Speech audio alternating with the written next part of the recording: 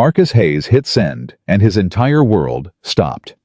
He'd typed that message with cracked oil-stained fingers at midnight, begging for more time on rent he couldn't pay. He meant to send it to his landlord. He thought he sent it to his landlord. He didn't. The name at the top of that message thread read, V. Whitmore Corporate, Victoria Whitmore, billionaire, CEO of the entire company he worked for. Marcus's lungs locked. He typed 3 apologies in 30 seconds, hands shaking so badly he misspelled his own name. Then her reply came through. 4 words.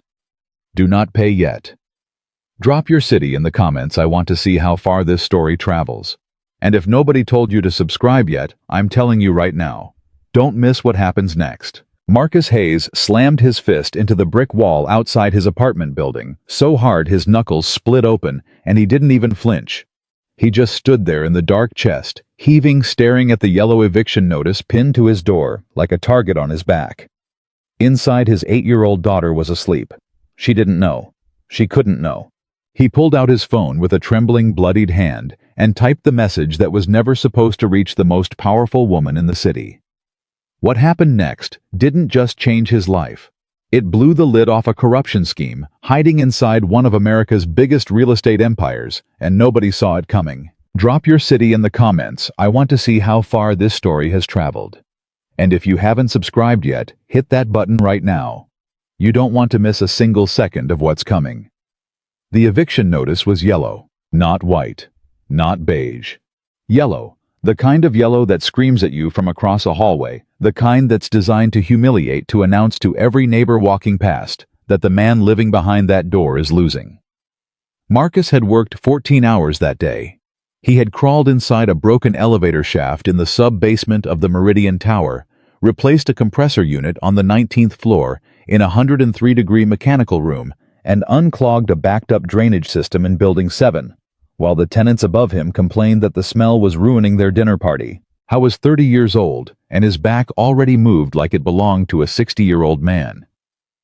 He stood in the hallway of his apartment building on Caldwell Street, still in his work boots, still smelling like machine oil and pipe rust, and he stared at that yellow paper like it had personally come to finish him off. He already knew what it said. He didn't have to read it. But he read it anyway, standing right there in the fluorescent flicker of a hallway light. He had repaired himself 3 weeks ago, and that management still hadn't officially logged as fixed because he was the kind of man who made himself face things directly, no matter how much they hurt. Notice of eviction proceedings. Rent balance, due $1,847. Payment required within 5 business days, or legal action will commence. 5 days, $1,847. He had $63 and some change in his checking account. He had a debit card that he knew better than to swipe for more than $40 at a time. He had half a tank of a refrigerator that was 2/3 empty, and a daughter asleep inside that apartment who had drawn a picture of the 2 of them at the beach and taped it to the kitchen wall because she thought if she dreamed about it hard enough, they might actually go someday. Marcus folded the eviction notice twice, tucked it in his back pocket, and unlocked the door. The apartment was quiet. Amara was at the kitchen table right where he'd left her that morning, except she wasn't doing homework anymore. She had fallen asleep with her head resting on top of her crayon drawings. Her left hand was curled around a purple marker. Her mouth was slightly open. She'd waited up for him. She always waited up for him. He stood in the kitchen doorway for a long moment and just watched her breathe. 8 years old. 3rd grade. She liked math and hated spelling. She could name every planet in the solar system and 3 of their moons. She thought her dad hung the stars. He gently picked her up. She stirred, but didn't wake, and carried her to her bed, pulling the blanket up over her shoulders. He smoothed her hair back from her face and stood there in the dark for another minute, just being still. Just being her father. Then he went back to the kitchen, sat down at the table where she'd been sleeping, and started going through his finances for the 14th time that month. Same numbers. Same outcome. Marcus had been a maintenance technician for Whitmore Properties for 6 years. 6 years of showing up on time, staying late when required, never calling out sick unless he was genuinely unable to stand. He was good at his job, really good.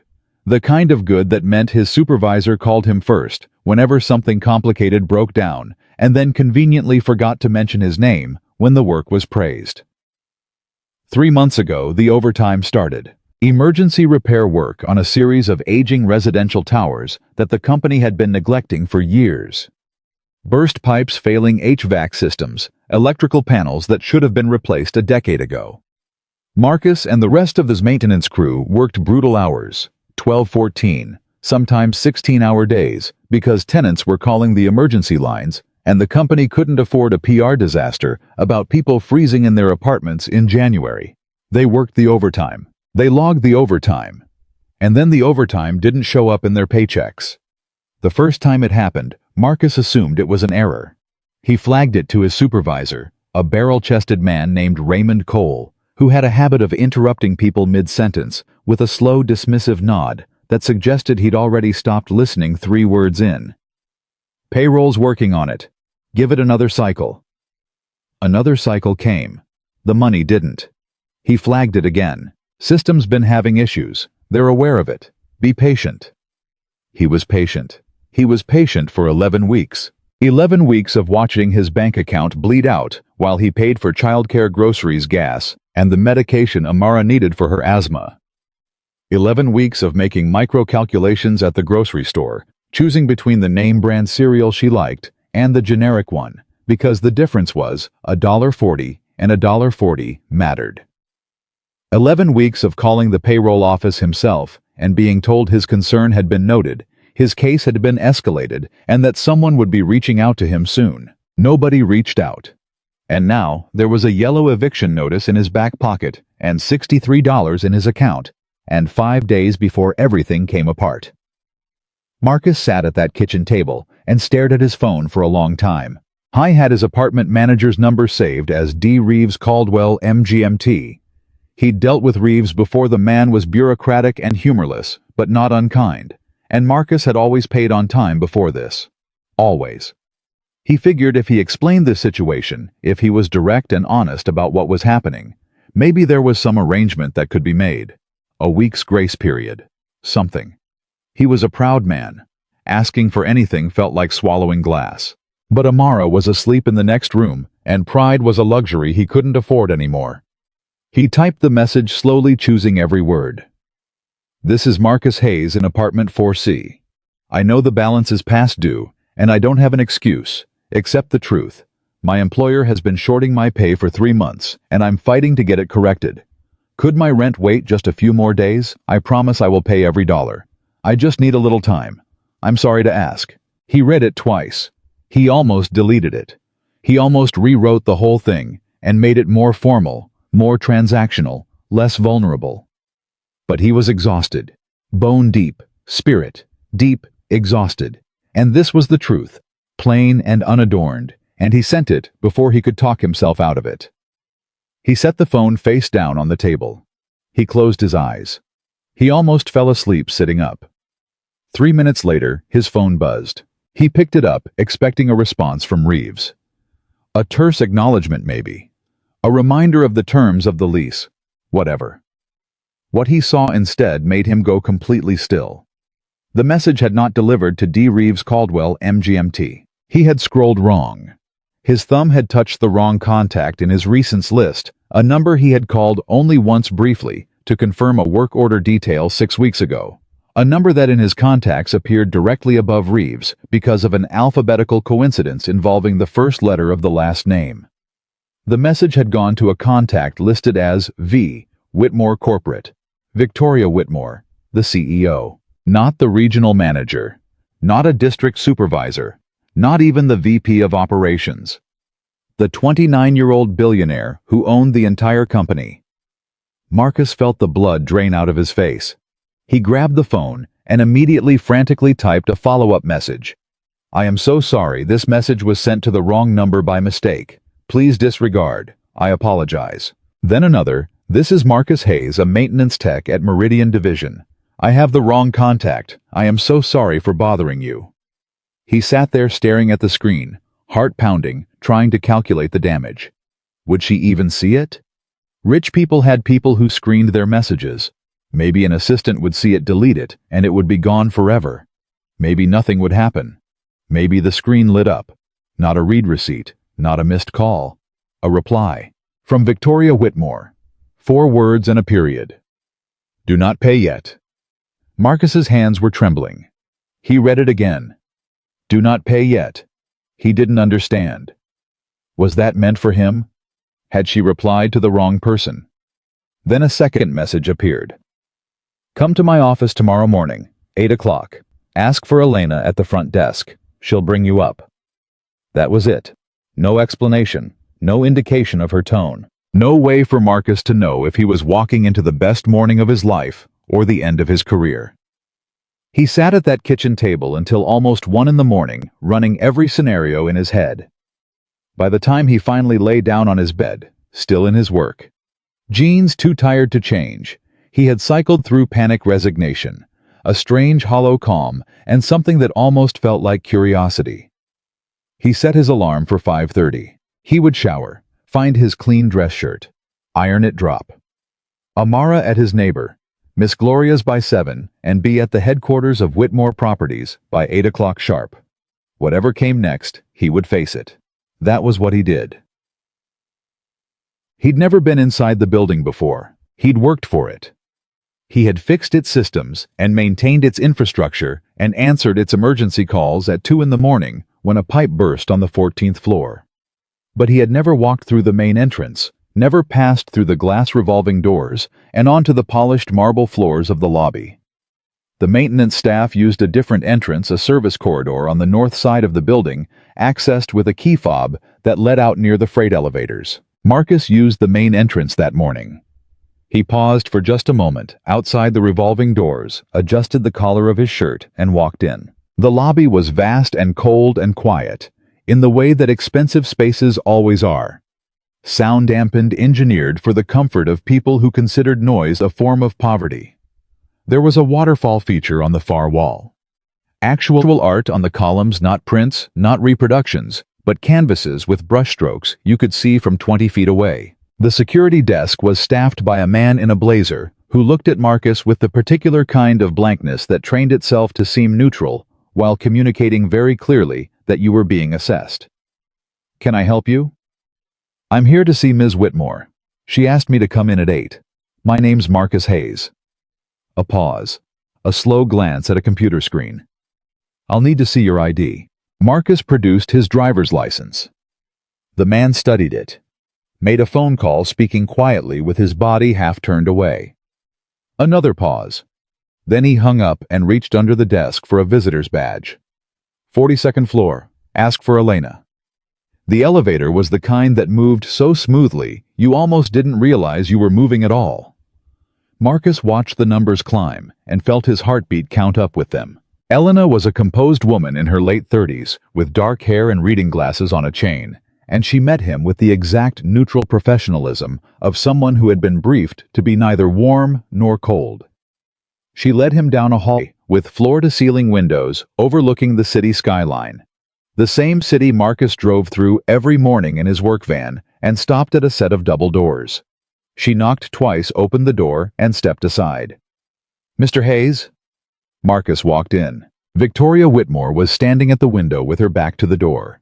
She wasn't what he expected. He had never seen her in person, only in the company newsletter that occasionally made its way into the break room in photographs, where she always looked polished and deliberately approachable, in the way that wealth trains itself to appear.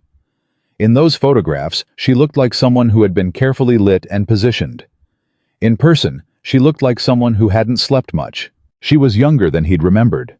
Maybe 29, maybe 30. She was wearing a dark blazer over a plain white shirt, and her hair was pulled back simply. When she turned from the window, her face wasn't the face of someone preparing to fire him. It was the face of someone who had been sitting with a question all night. Mr. Hayes. Ms. Whitmore. She gestured to a chair. He sat. She sat across from him, not behind her desk, but in the seating area closer to the window, 2 chairs and a low table.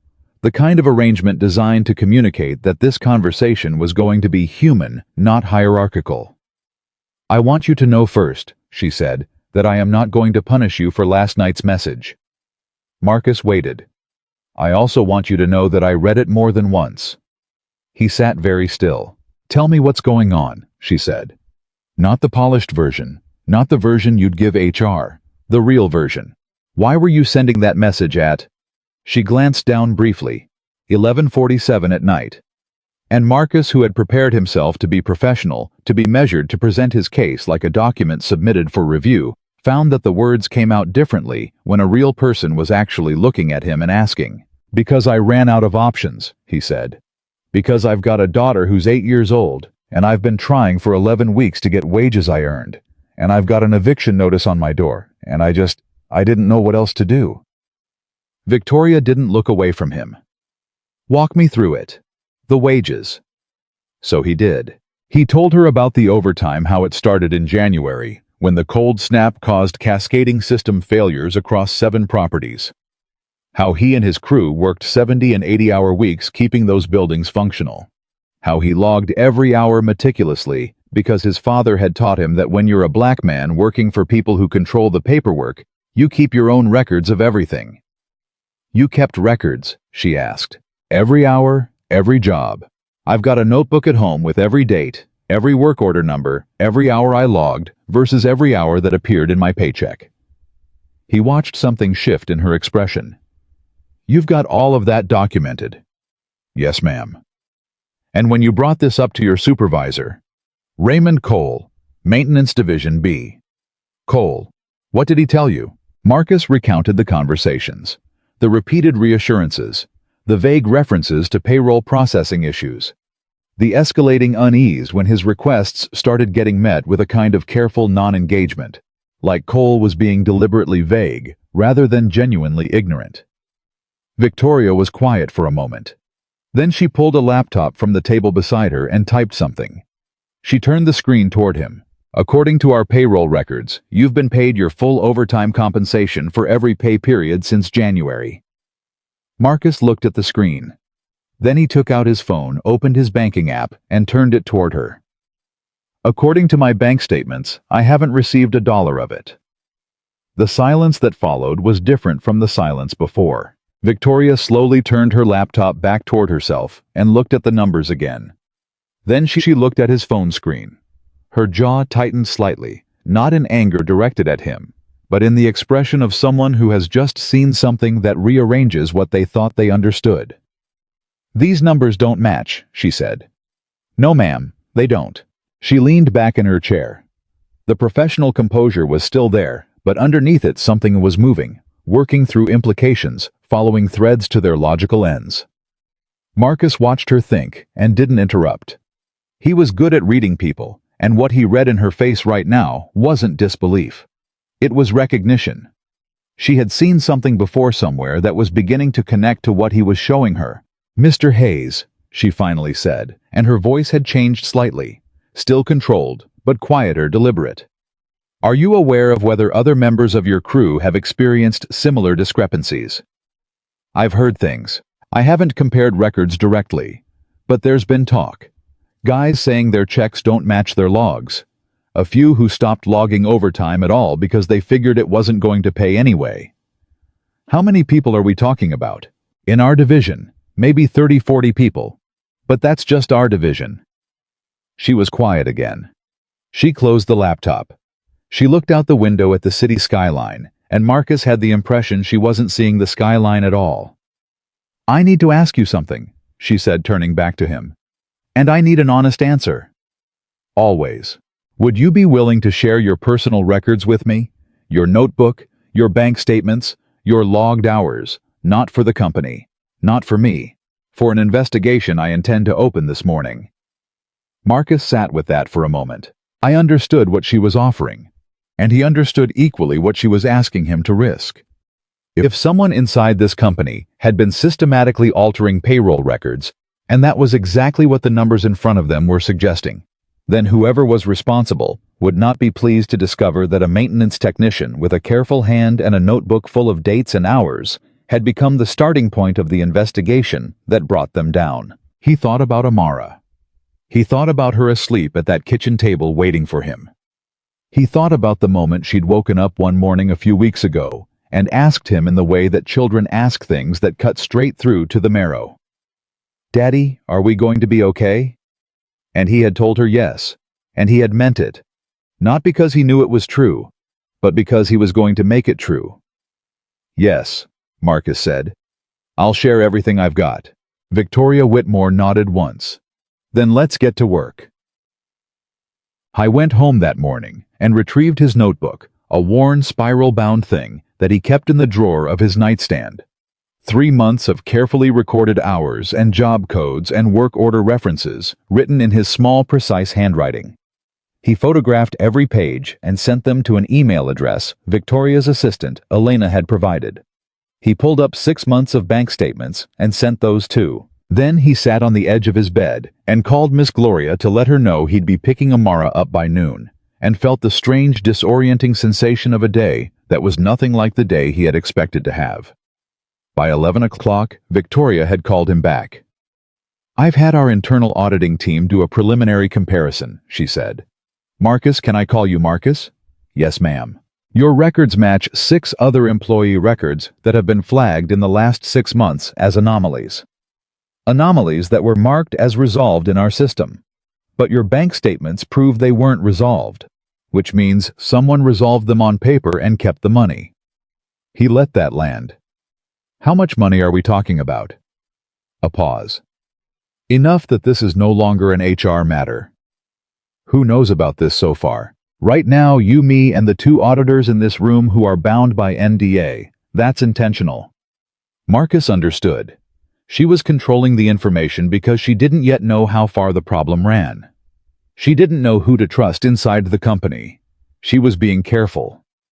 "What do you need from me?" "I need you to keep coming to work," she said. "Normally. Don't change anything. Don't let on that we've spoken beyond this morning. I need your supervisor to have no reason to believe anything has changed." "And the eviction notice?" Another pause, shorter this time. "That's been handled.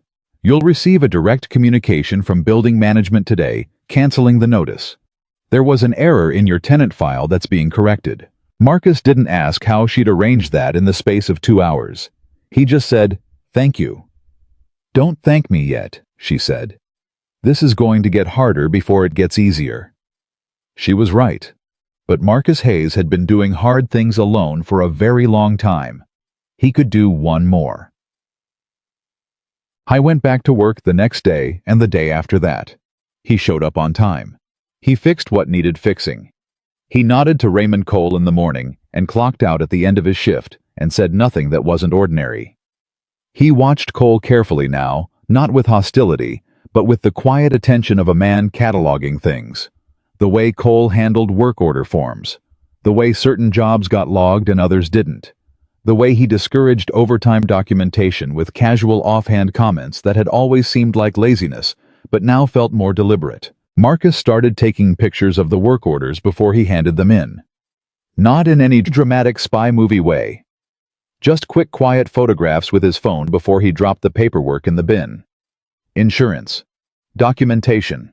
The kind of thing his father had told him to do before he was old enough to fully understand why. Because you work in a system that wasn't built for you, son. And systems like that have a way of losing exactly the paperwork that would prove you right. His father had been a maintenance worker too. In a different city, a different era, a different version of the same story. Marcus thought about that a lot in those weeks. I thought about the ways certain things were handed down. Not money, not property, not opportunity, but knowledge. Survival knowledge. The specific wisdom of black men who had learned to document everything, to trust carefully, to build their evidence slowly and quietly, and without announcing it, because the moment you announced it, the paperwork had a way of disappearing. He was his father's son, and he was very, very careful.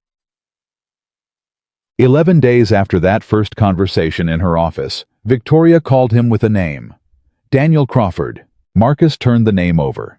He knew it, everyone in the company did. Crawford was the executive vice president of operations. His name appeared on internal communications as a signature.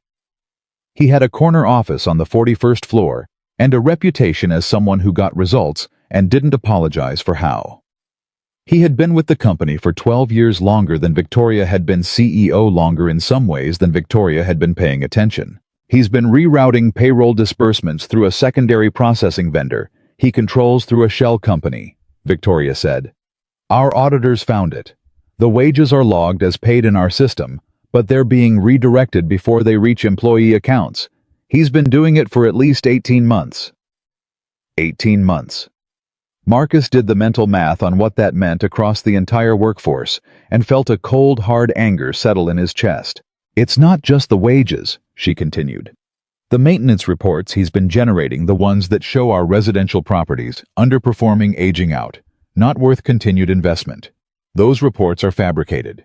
The actual buildings are in better condition than the reports show. He's been using the false reports to recommend divestment. The company sells properties at undervalued prices, and a purchasing LLC that Crawford has a financial interest in buys them. 3 months later, those same properties are generating 30% more revenue under the new management. The pieces came together in Marcus's mind with a clarity that was almost nauseating. He was us, Marcus said. The maintenance crew. He was using our unpaid work to make the buildings look neglected, and then buying them for below market value before selling them back at a profit. You were his cover. All of you. The worse those buildings looked on paper, the more money he made. Marcus was quiet for a moment. I was going to get rid of the maintenance division entirely, he said. It wasn't a question. He had heard the rumors for months. The proposal was on his desk, Victoria confirmed. 214 jobs. He needed them gone before the full audit could be completed. 214 people. 214 families. All of them, every single one of them, living some version of Marcus's life. Running the numbers at kitchen tables at midnight. Making choices between this bill and that. One carrying the weight of a system that was draining them while they kept it running. What do we do now? He asked. She told him. And even though the plan she laid out was reasonable, was careful, was methodical in exactly the way that a case like this needed to be, Marcus felt the specific bone-deep anxiety of a man who knew that the moment Daniel Crawford became aware of what was happening, he would not sit quietly and wait for consequences. Men like Crawford never did. He found out on a Tuesday. Marcus didn't know exactly whether Crawford had a source inside the auditing team, or whether he had simply noticed the pattern of questions being asked and correctly deduced what it meant. But on a Tuesday afternoon, 17 days after that first morning in Victoria's office, Marcus arrived at the maintenance bay to find Raymond Cole waiting for him with a sealed envelope. This came down from corporate. Marcus opened it. Notice of termination. Effective immediately. Reason: performance deficiencies and violation of company protocol regarding unauthorized communication with senior leadership. The unauthorized communication. The message. Cole watched him read it with an expression that was uncomfortable rather than cruel. A man following orders he'd been given and choosing not to examine where they came from. I'm sorry, Marcus, Cole said. And the thing was, he sounded like he actually meant it. I really am. Marcus folded the termination notice. He put it in his pocket right next to where the eviction notice had been. He looked at Cole for a long moment. Did you know? He asked quietly. About the overtime. About where the money was going. Cole looked away. That was answer enough. Marcus collected his personal items from his locker. It took about 4 minutes. He had never kept much here. His father's advice again. Don't put down more roots in a workplace than you can pull up quickly if you need to. He walked out through the service corridor for the last time. In the parking lot, he sat in his car and sent a text to Victoria. They fired me. Her response came back in under a minute. I know. I'm sorry I couldn't stop it without tipping him off. Don't go home yet. I need 20 minutes. He waited. Her next message came 18 minutes later. Crawford just left the building with his lawyers. He knows we have the audit. I need you to listen carefully to what I'm about to tell you. Marcus read every word. And as he sat in that parking lot in his old car, with the worn seat cover and the air freshener Amara had picked out because it smelled like the ocean, he made the decision that would determine everything that came after. He was going to see this through, no matter what they offered him, no matter what they threatened him with. Because some things mattered more than safety. And Marcus Hayes had spent 30 years learning the hard way exactly which things those were. The eviction notice was yellow. The termination letter was white. And somewhere in a lawyer's office across the city, a man in a very expensive suit was drafting the offer he believed would make Marcus Hayes disappear quietly. He had never been more wrong about anything in his life. The offer arrived on a Thursday. Not through HR, not through legal, not through any official channel that could be documented, traced, or later produced as evidence in a proceeding. It came through Raymond Cole. Marcus was sitting in his car in the parking lot of a Dollar General, 2 blocks from his apartment. He had been spending a lot of time in parking lots lately, because the apartment felt too small to contain everything he was carrying, and he didn't want Amara to see it on his face when his phone rang, and Cole's name appeared on the screen. He almost didn't pick up. He picked up. Marcus. Cole's voice was lower than usual. Careful, like a man speaking in a room where he wasn't sure who could hear him. I need to talk to you, not about work, about something else. I don't work there anymore, Raymond. You handed me the envelope yourself. I know. Look, can you meet me in person? Not at the building. A pause. There's a diner on Mercer called Patty's. You know it? I know it. 30 minutes. Cole hung up before Marcus could respond. Marcus sat in the parking lot for a moment, looking at the dead screen of his phone. He thought about not going. He thought about the smart play call Victoria loop her in, ask for guidance before making any move. That would have been the careful thing, the strategic thing. But something in Cole's voice had been different. Not the flat, bureaucratic tone of a supervisor delivering bad news. Something else. Something that sounded almost like shame. Marcus drove to Patty's. Cole was already there when he arrived, sitting in a corner booth with a cup of coffee he hadn't touched, his thick hands wrapped around the mug like he was trying to warm them, even though it was 60 degrees in the diner. He looked like a man who hadn't slept in several days, which Marcus noted with a certain grim satisfaction, and then immediately set aside, because satisfaction wasn't going to help him right now. He slid into the booth across from Cole and said nothing. He'd learned a long time ago that silence was a more effective tool than most people gave it credit for. Cole looked at him, then at the table, then back at him. He wants to make a deal. Who does? Crawford. Marcus kept his face neutral. What kind of deal? Cole reached into his jacket pocket and pulled out a folded piece of paper. He slid it across the table without unfolding it. Marcus looked at it but didn't touch it. $75,000, Cole said. Deposited directly into your account. Your job reinstated at a higher pay grade. Fullback wages paid in a lump sum, no questions asked. And a letter of apology from the company acknowledging the payroll errors. Errors, Marcus repeated. That's the word they used. Not theft, not fraud, errors. Cole looked uncomfortable. Marcus, what's the condition? Cole's jaw tightened. You sign a statement, saying that the investigation was initiated based on a personal grievance and that you provided misleading information to Ms. Whitmore about the nature of the payroll discrepancies. That the whole thing was a misunderstanding that got out of hand. Marcus sat with that for a moment. $75,000, his job back, every dollar he was owed, plus enough on top of it that he could pay off 2 years of financial damage in a single deposit. He could take Amara to the beach, the actual beach, not the picture she'd taped to the kitchen wall. He could stop making calculations in grocery store aisles. He could breathe. All he had to do was call Victoria Whitmore a liar. All he had to do was stand in front of the employees who had already started to come forward, the ones who had seen his logged hours and recognized their own situation in them, the ones who were finally talking after months of silence, and tell them it was all a mistake. All he had to do was let Daniel Crawford walk away. He looked at Cole. Did he tell you what he's been doing with the money? Cole looked down at the coffee cup. Raymond, did he tell you? I knew something was off. Cole's voice was quiet, defeated. I didn't know the specifics.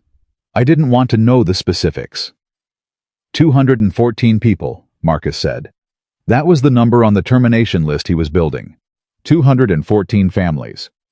People who were doing the exact same work I was doing, logging the exact same hours, wondering why their checks didn't match what they'd earned. He let that sit.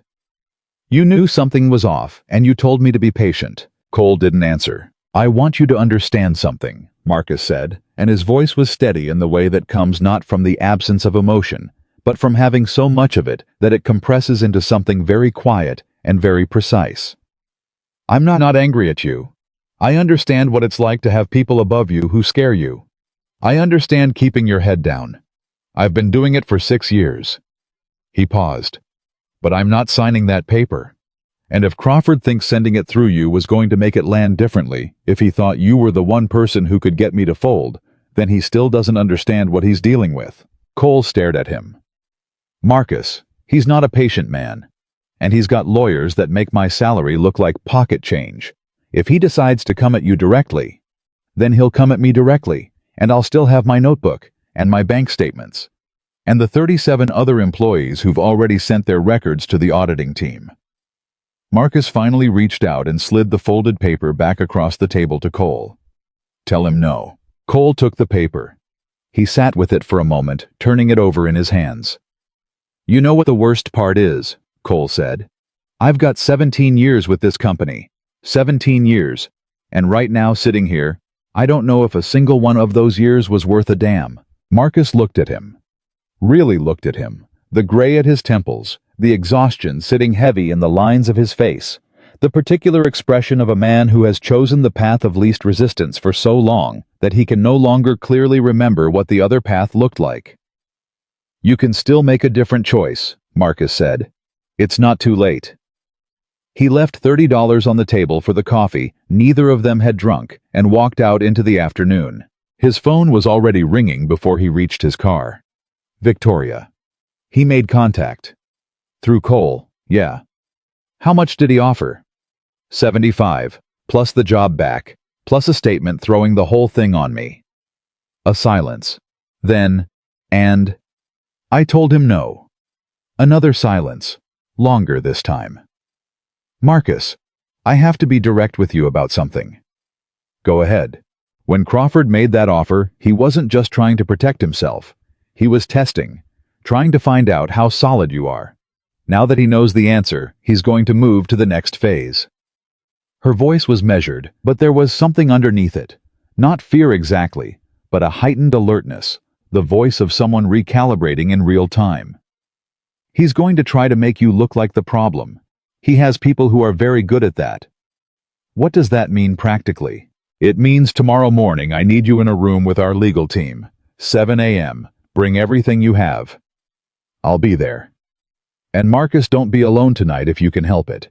Not because I think he'd do anything directly, but because he wants me isolated and scared.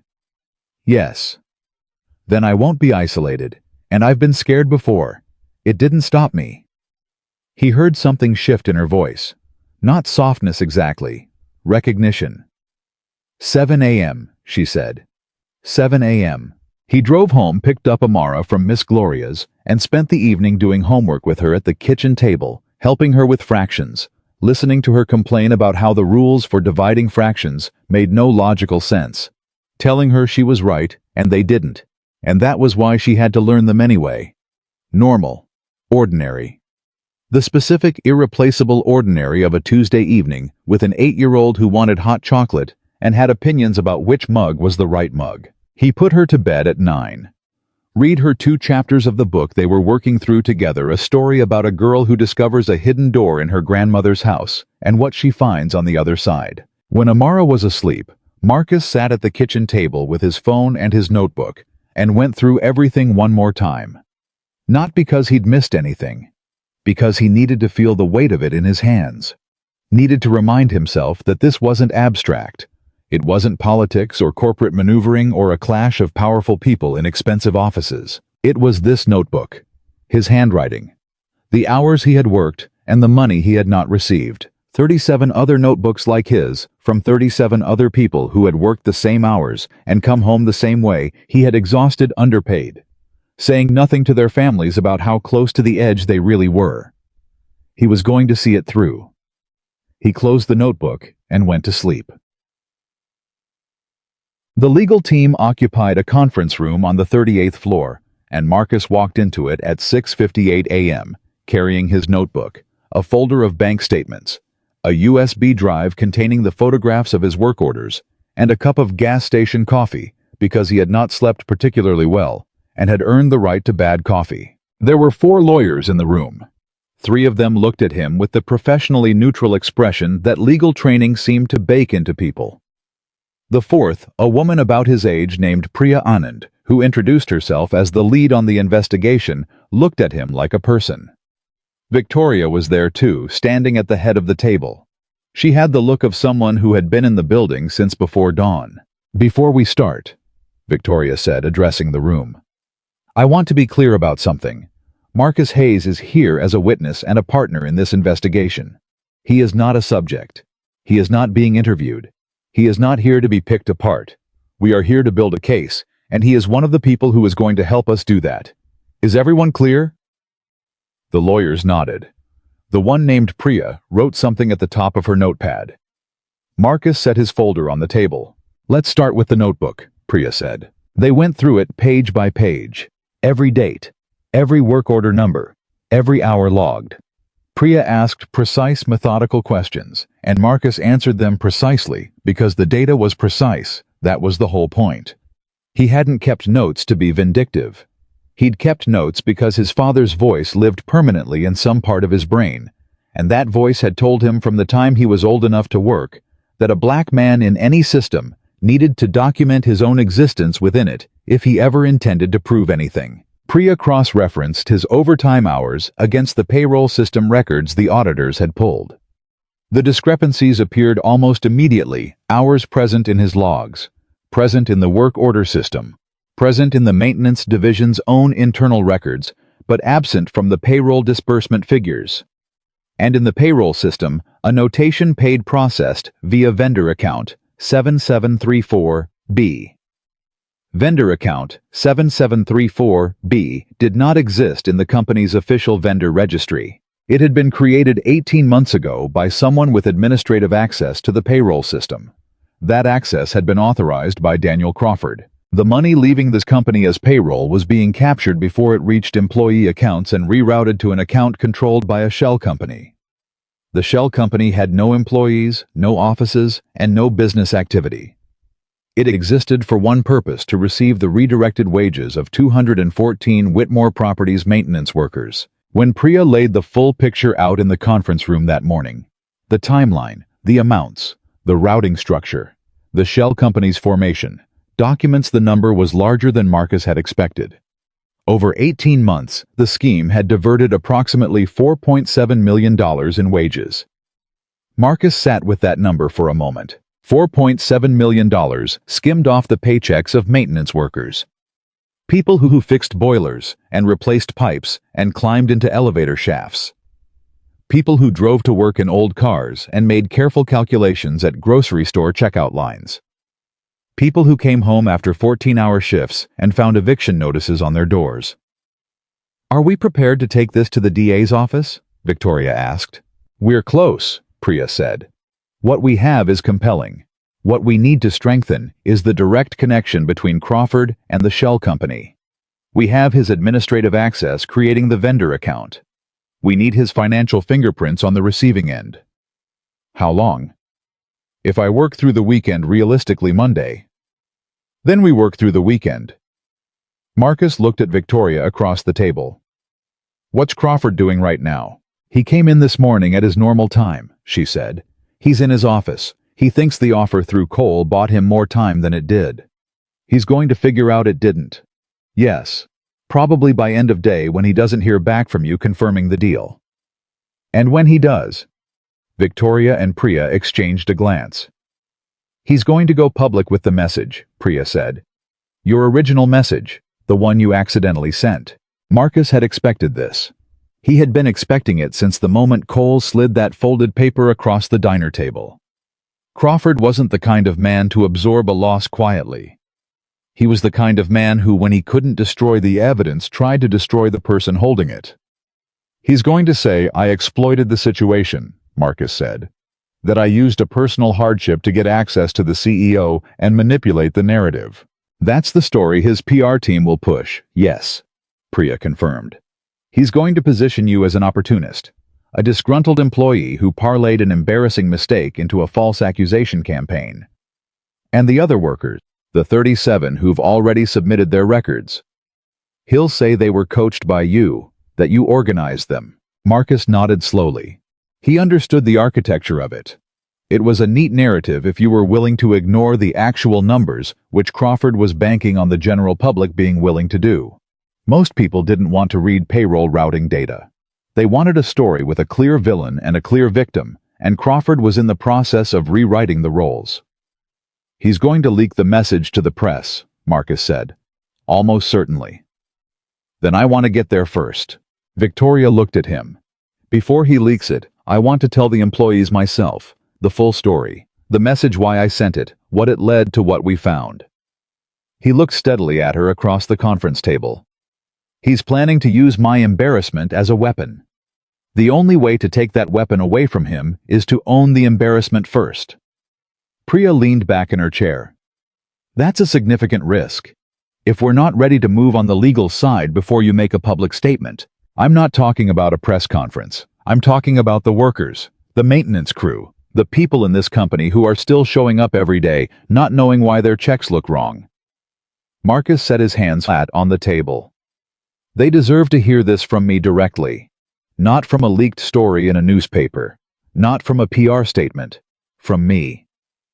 The conference room was quiet. Victoria said, "When?" "Today, end of shift. The maintenance bay building A, where most of the crew comes in to log out." Victoria looked at Priya. Priya looked at her notepad for a moment. Then she said, "From a legal standpoint, what he says to coworkers about his own personal experience is not a liability issue. He's not making claims on behalf of the company. He's telling his own story." "Then it's his call," Victoria said. She looked at Marcus. "It's your call." He stood in the maintenance bay of Building A at 4:45 in the afternoon during the shift change when the outgoing crew was logging out and the incoming crew was suiting up. He had called in a few favors. Specifically, he had texted 4 people on the crew who he trusted, who knew him, and asked them to make sure as many people as possible were present at logout today. There were about 60 people in the bay when he walked in. Some of them looked surprised to see him. Word had gotten around that he'd been fired. A few gave him nods of acknowledgement, the particular nod that working men give each other that communicates something real without needing words for it. A few looked uncertain. He didn't have a podium. He didn't have a microphone. He stood in the middle of the room in the clothes he'd worn to the legal meeting, the dress shirt, the clean pants, the shoes he'd polished, and he raised his voice enough for the room to hear him. "Most of you know me. For those who don't, my name is Marcus Hayes. I worked Meridian Division for 6 years. I got fired last week." The room settled into quiet. 2 weeks ago, I sent a text message to the wrong number. I meant to send it to my landlord because I was 3 days from eviction and I couldn't cover my rent. Instead, I sent it to the CEO of this company. He let that sit for a second. I spent the first 30 seconds after realizing it convinced that I was done. Career over. Everything gone. He saw recognition on faces in the crowd. The specific involuntary recognition of people who have been in adjacent versions of that moment. The moment when one mistake feels like it could erase everything you've built. But then she replied. And what she asked me, the first thing she asked me before anything else was why. Why did it get to that point? Why was I a full-time employee with 6 years at this company, 3 days from losing my apartment? He watched them listening, and when I told her the truth about the overtime, about the hours I'd worked, and the wages I hadn't received, she pulled up the company's payroll records. And according to those records, I'd been paid every dollar I was owed. He paused. But my bank account said different, and when she put those 2 sets of numbers side by side, something didn't add up. And that's when we started pulling threads. He told them what they'd found. Not the legal language, not the accounting terminology, just the plain truth of it. That someone inside the company had built a system to take their wages before those wages could reach them. That the money they had logged, earned, and been promised had been redirected quietly over 18 months to an account that existed only to collect it. He told them how much. When he said the number 4.7 million, the room made a sound. Not a collective outcry, not a dramatic response. Something quieter and more visceral than that. The sound of people absorbing something that confirmed what they had suspected but had never been able to prove. "He's going to leak my message," Marcus continued. "The text I accidentally sent. He's going to put it in front of reporters and tell them I used a personal crisis to manipulate my way into the CEO's office and manufacture a false story. He's going to call this a misunderstanding. He's going to call what you all experienced a series of payroll errors." His voice stayed level. "He's going to do everything he can to make you feel like what happened to you wasn't real. Like what you felt, what you logged, what you earned and didn't receive was a misunderstanding." He looked at the faces in front of him. "It wasn't a misunderstanding. And the only reason any of this is coming to light right now is because I was so exhausted one night that my thumb hit the wrong name on my phone." He almost smiled. "I'm not a hero. I'm not strategic. I'm a man who made a mistake at midnight and got lucky that it landed somewhere it mattered." He reached into his jacket and held up the notebook. The worn, spiral-bound notebook with 3 months of his handwriting inside it. "This is what started it. Every hour I worked, every job I completed, every dollar I was owed. If you've got records like this, and I know some of you do because your fathers told you the same thing. Mine told me. Then I need you to know that the legal team is ready to receive them. They have an open line. The more documentation we have, the stronger the case." He lowered the notebook.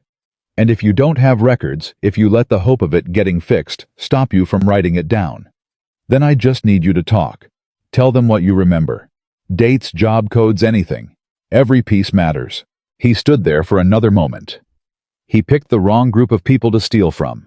That's all I've got to say." He walked out of the bay. In the parking lot, his phone lit up with texts within minutes from people in that room, from people who had been told about it by people who were in that room. Short messages, most of them. A few words. "I've got records. I'm in." How do I submit one message that was just a photograph, a notebook page, someone else's handwriting, the same careful columns of dates and hours that Marcus had been keeping for himself? He sat in his car and read every single one. Then he sent a single text to Victoria Whitmore. 31 more.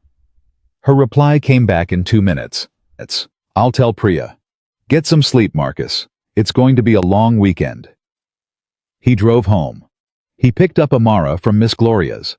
She was in a spectacular mood because she'd beaten Miss Gloria's grandson at chess twice and wanted to tell Marcus about both games in exhaustive, triumphant detail. He listened to every word. He was so grateful to have something to listen to. That night, after Amara was in bed, Marcus took the eviction notice out of the kitchen drawer where he'd kept it folded, and he sat with it under the kitchen light for a long moment. Then he opened his notebook to the next blank page and wrote the date at the top. He wasn't done documenting yet. He had a feeling the most important pages were still ahead. The story broke on a Monday morning, not through the DA's office, not through a press release from Whitmore Properties, not through any of the channels that Priya and the legal team had been carefully preparing over the weekend while Marcus sat in conference rooms and answered questions and signed declarations and drank more bad coffee than any human being should reasonably consume in a 72-hour period. It broke through a gossip blog, the kind that called itself an industry insider publication, but was in practical terms a website that powerful people used when they needed information released without their fingerprints on it. The kind of outlet that didn't ask questions about sources because asking questions about sources was bad for business. The headline read, "Whitmore Properties, CEO manipulated by disgruntled maintenance worker in elaborate sympathy scheme." Marcus read it at 6:15 in the morning, standing in his kitchen in his socks, while the coffee brewed and felt the specific cold clarity of a man who had been expecting a punch and is watching it arrive in exactly the direction he predicted. The article was thorough. That was the thing that struck him first. Not its existence, not even its tone, but how thoroughly it had been constructed.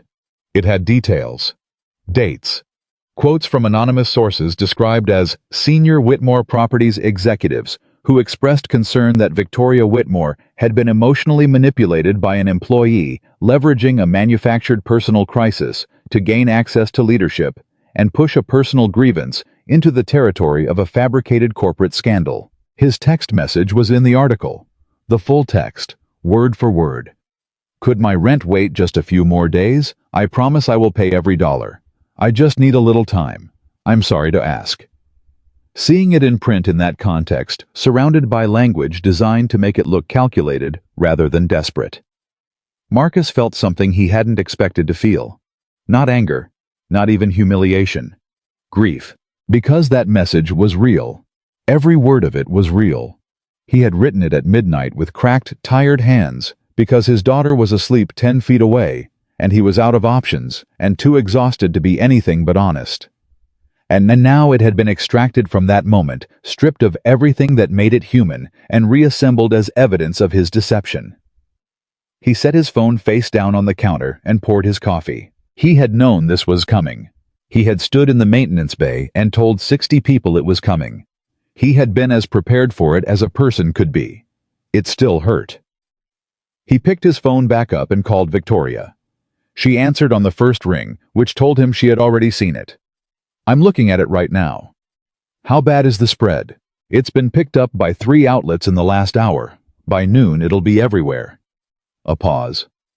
"Marcus, I'm sorry. We knew he was going to do this, but knowing something is coming doesn't make it." "I'm okay." "You don't have to be okay." "I know, but I am." He drank his coffee. Outside the kitchen window, the sky was doing the thing it does in early spring, that pale, uncertain gray that can't decide whether it's going to clear or close in. "What's the legal timeline looking like?" "Priya was up until 2 a.m. She says we're ready to move. The shell company documentation came through late last night.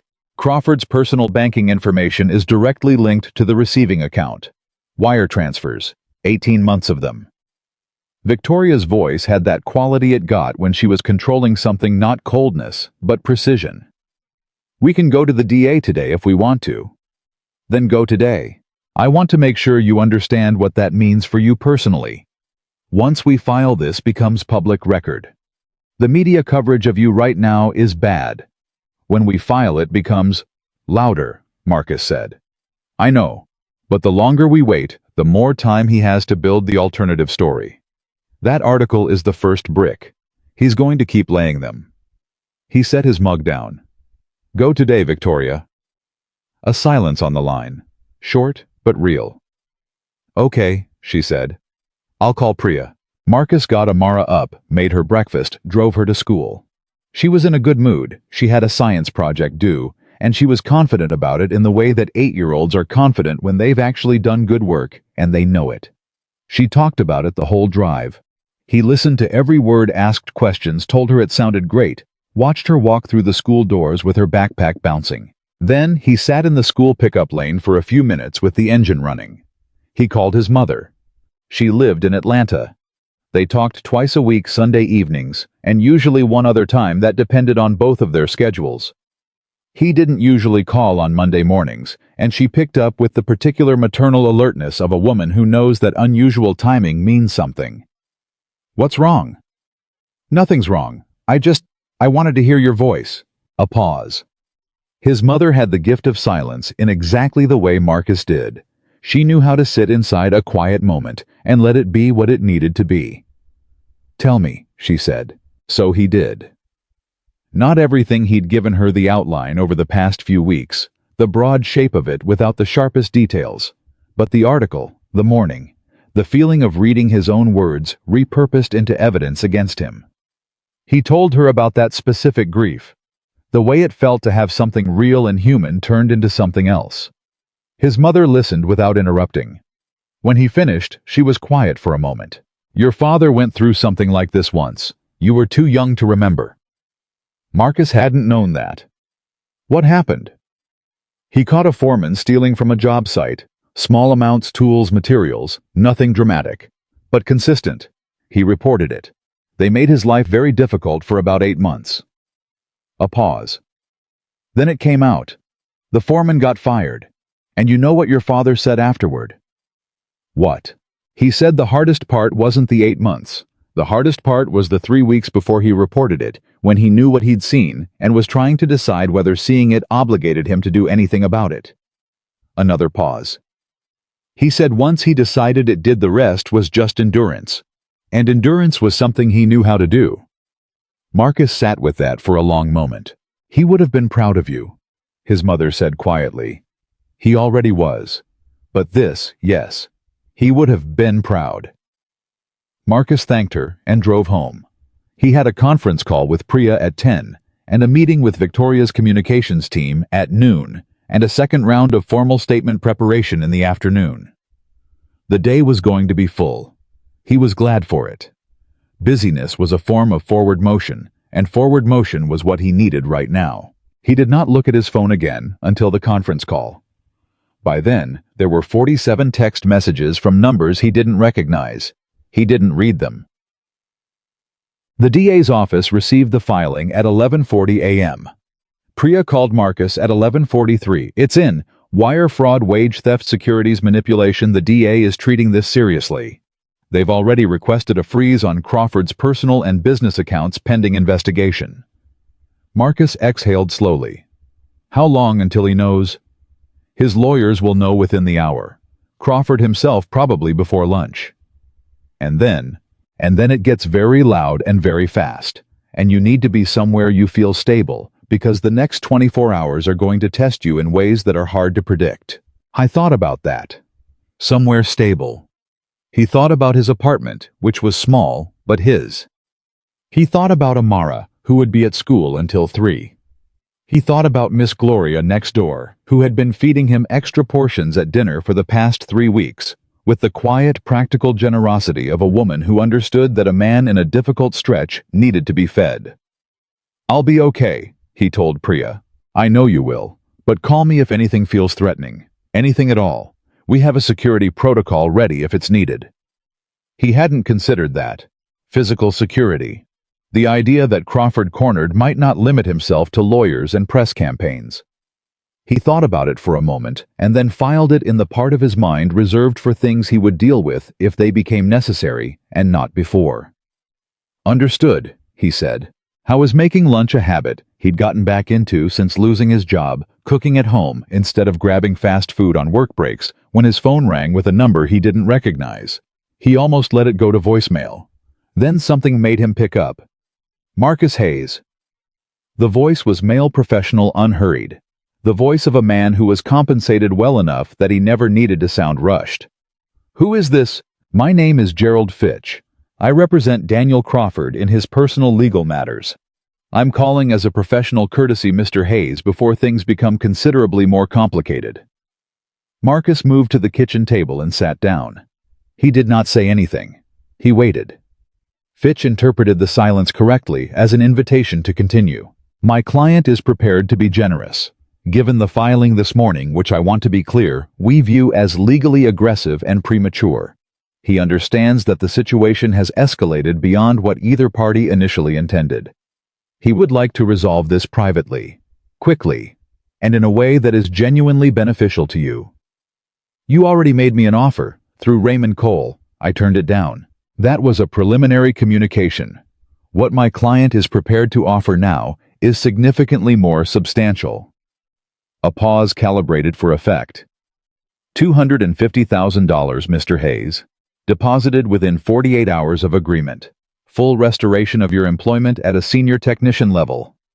A formal company statement acknowledging payroll processing failures, for which the company accepts full institutional responsibility. And a commitment to return all outstanding wages to affected employees, the full amount, no individual claims process required. Marcus was quiet for a moment. $250,000. He sat in his kitchen in the apartment where his daughter drew pictures of the beach they'd never been to and taped them to the wall, and he held the phone against his ear and thought about what that number meant in real terms. What it would change.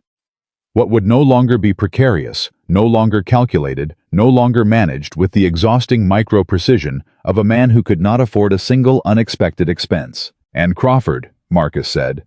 What happens to Crawford? A slight pause. My client would step down from his executive position voluntarily, citing personal reasons.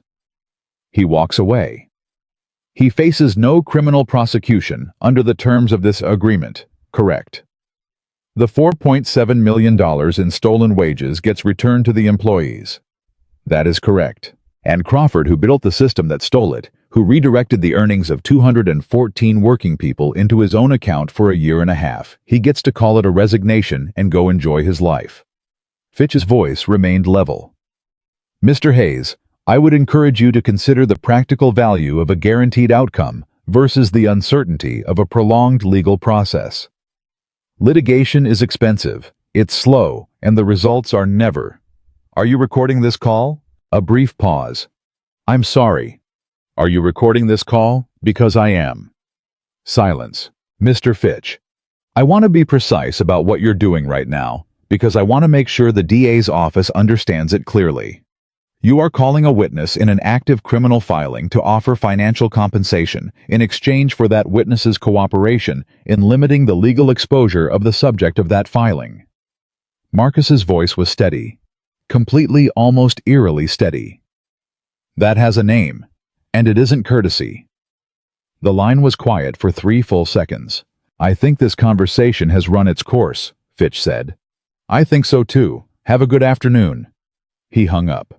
Immediately called Priya and played her the recording. Her response after a long silence was, Marcus, please tell me you actually recorded that.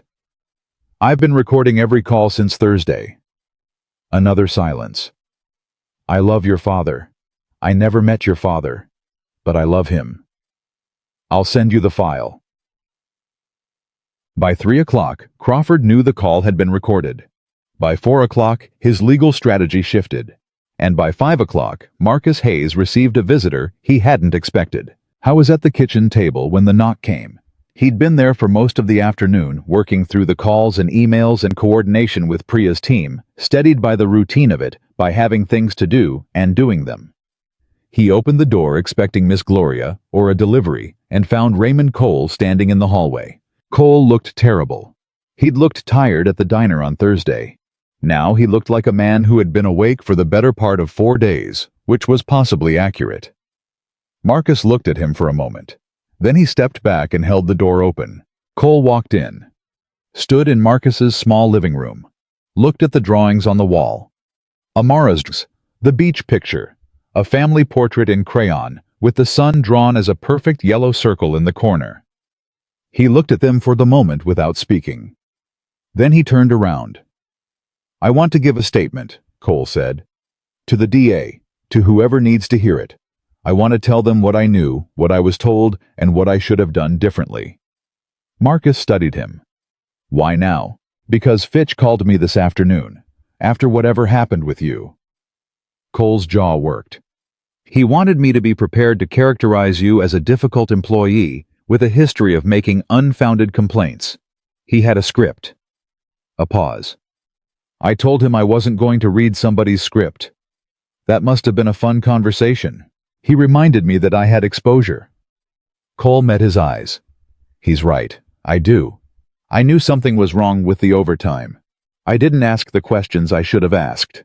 I prioritized my job over the people under me, and I'm going to have to answer for that. He looked down at the floor. But there's a difference between having exposure and being willing to lie to add to someone else's.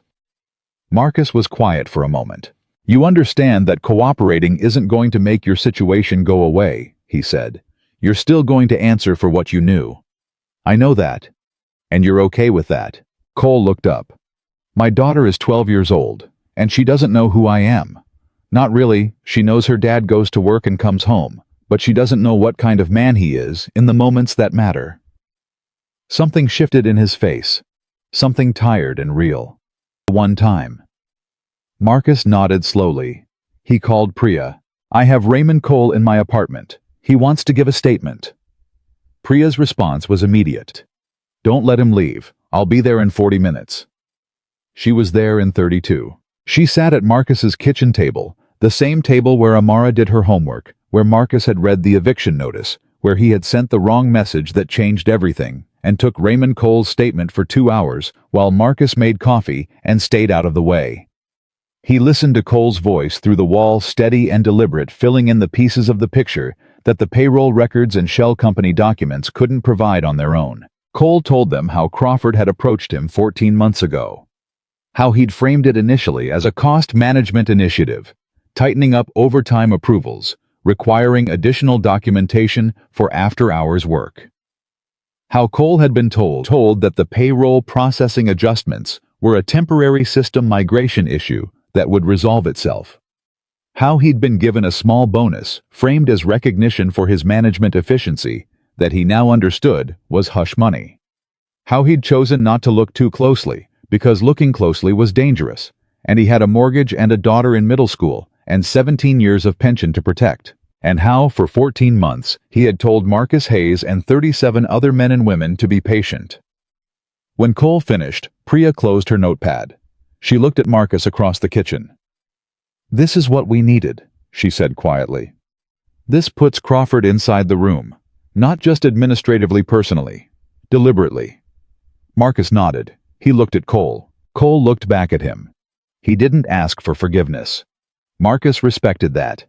A man who does the right thing to earn forgiveness hasn't really done the right thing. "Thank you," Marcus said, "for coming." Cole stood up. He buttoned his coat. He shook Marcus's hand with the grip of a man trying to communicate something that he didn't have the words for. Then he left. Priya gathered her things and stood at the door. "We file the supplemental declaration tomorrow morning with Cole's statement attached. At that point, Marcus the DA will likely move very quickly. This could break publicly within the week. And Crawford, his lawyers know what's in Cole's statement by now, or they will soon. At this point, his options are getting very narrow." She looked at him steadily. "You should be prepared for it to get messier before it resolves. When people with resources feel trapped, they tend to use those resources in unpredictable ways. What does that mean practically? It means keep recording your calls. It means don't go anywhere alone if you can avoid it. It means call me immediately if anything feels wrong." She paused. "And it means get some sleep tonight.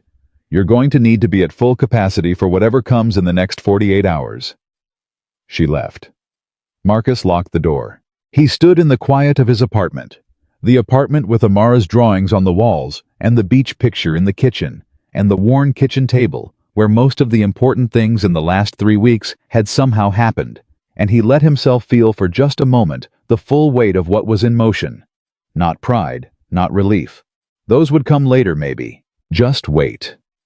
The specific gravity of something that had started as one man's desperate mistake at midnight and had grown into something that now had lawyers and DA offices and wire fraud charges and a shell company frozen by court order attached to it. One wrong number. One exhausted thumb hitting the wrong name in a contact list. I went and picked up Amara from Miss Gloria's. She had finished her science project and was talking about the next one before she'd even gotten her jacket on. She wanted to do something with magnets. She had ideas. She wanted to know what Marcus thought.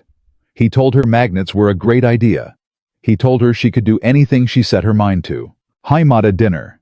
Real dinner, not cereal, not sandwiches, but actual food. The chicken dish his mother had taught him that took 40 minutes and smelled like Sunday. They ate together at the kitchen table, and Amara told him about her day, and he told her about nothing in particular, just talked, just was present in the ordinary way that he had learned to treat as the most valuable thing in his life. After dinner, while Amara was in the bath, Marcus opened his notebook to the day's page and wrote down everything. The call from Fitch, the recording, Cole at the door, Priya at the kitchen table. Every word he could remember. He was still documenting. He would keep documenting until there was nothing left to document. Then his phone buzzed. A text from a number he didn't have saved. He almost ignored it. But the first 4 words stopped him cold. I know where Amara goes to school. Marcus went completely still. He read it again. Then he read it a 3rd time, making absolutely certain he was reading what he thought he was reading. Then he called Priya. She picked up on the 2nd ring. Someone just threatened my daughter. The silence on the other end lasted exactly 1 second. Don't hang up, Priya said. I'm calling the DA right now on my other line. Stay in the apartment. Lock the door. I will call you back in 3 minutes. Marcus locked the door.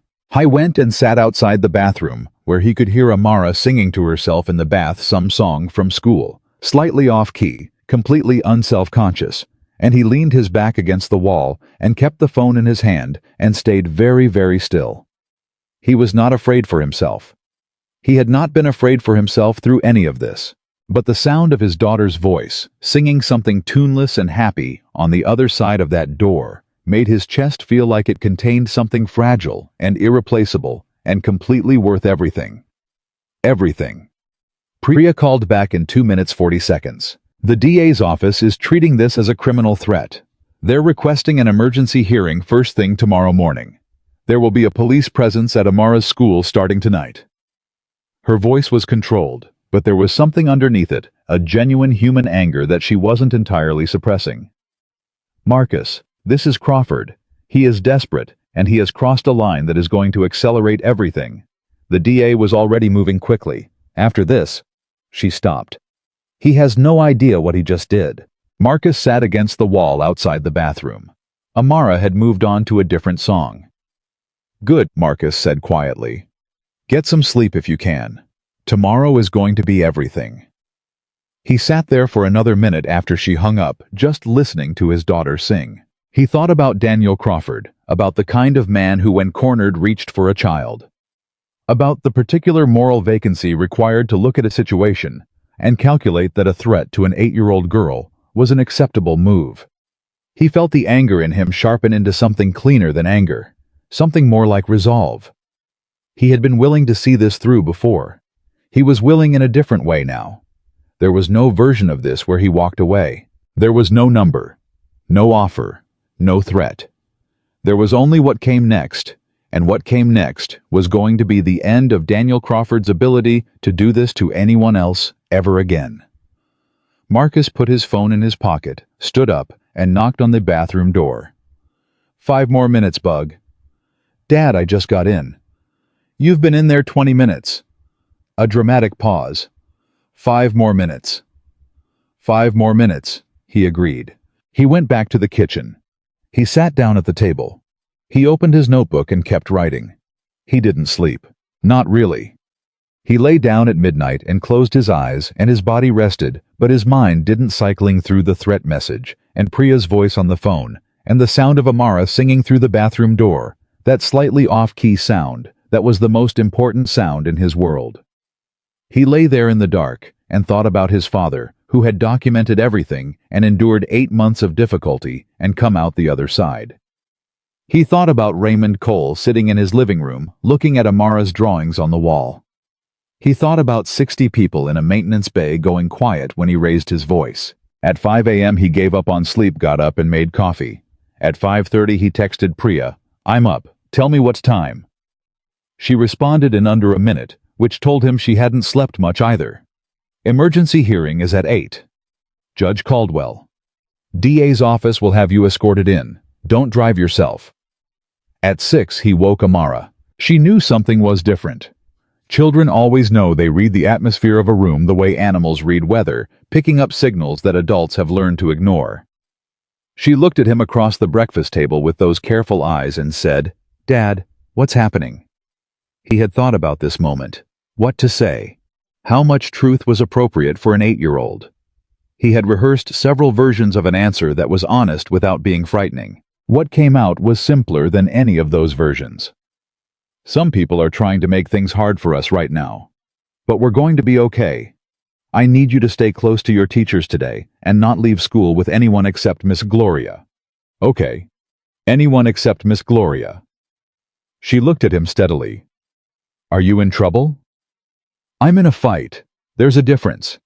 Trouble is something you can't handle. A fight is something you're in the middle of. He looked back at her. I can handle this. She thought about that for a moment, in the deliberate way she had of processing things before accepting them. Okay, she said. And then, can I have more orange juice? He gave her more orange juice. He dropped her at school at 7:15. There was already a patrol car parked at the corner of the block, visible but unobtrusive, exactly as Priya had said there would be. Marcus watched Amara walk through the school doors and stood at the curb for an extra 10 seconds, just watching. Then he drove to meet the DA. The assistant district attorney's name was Renata Flores, and she was the kind of person who communicated capability through stillness. She didn't move around a lot. She didn't use her hands when she talked. She sat across from Marcus in a conference room that smelled like old paper and recycled air, and she looked at him with the focused attention of someone who was very good at determining which people in front of her were telling the truth. "I've reviewed everything," she said. "The payroll documentation, the shell company filings, Cole's statement, the recording of the call from Fitch." She paused. "And the threat message. What do you make of the threat?" "I make of it that Daniel Crawford, sometime after 10 o'clock last night, made a decision that removed any remaining ambiguity about the kind of person he is." She laid her hands flat on the table. "The message was sent from a prepaid number. We traced the purchase to a convenience store 2 miles from Crawford's residence. The timestamp on the purchase is 2 hours before the message was sent. We have him on store camera buying the phone." Marcus absorbed that. He did it himself. He did it himself. Flores let that sit for a moment. "Mr. Hayes, I want to be direct with you. This case was already strong. The financial documentation, the shell company structure, Cole's testimony. We had enough for charges. The threat doesn't change that. But it tells us something important about where Crawford's head is right now. He's not operating strategically anymore. He's operating emotionally. And people who are operating emotionally make mistakes. What are you asking me to do? I want you to understand that we're moving today, not tomorrow, not at the end of the week. Today." She looked at him carefully. "Crawford's lawyers have been informed this morning that their client is the subject of a criminal indictment. Wire fraud. Wage theft exceeding $1 million, which triggers federal thresholds. Criminal intimidation of a witness." A pause. "And now threatening a minor." The room was very quiet. "He's going to surrender voluntarily, or we're going to go get him. Either way, by this afternoon, Daniel Crawford is going to be processed and charged." Flores studied his face. "I wanted you to hear that directly from me before it became public." Marcus sat with it. Not triumphantly, he didn't feel triumphant. He felt the strange, heavy stillness of a moment that has been a long time coming and is finally actually here. "What about the other employees?" he said. "The 214 people, the wages." "The accounts have been frozen. Recovery proceedings are already in motion. It won't be instant asset recovery, never is, but the money is not gone. We will get it back." She held his gaze.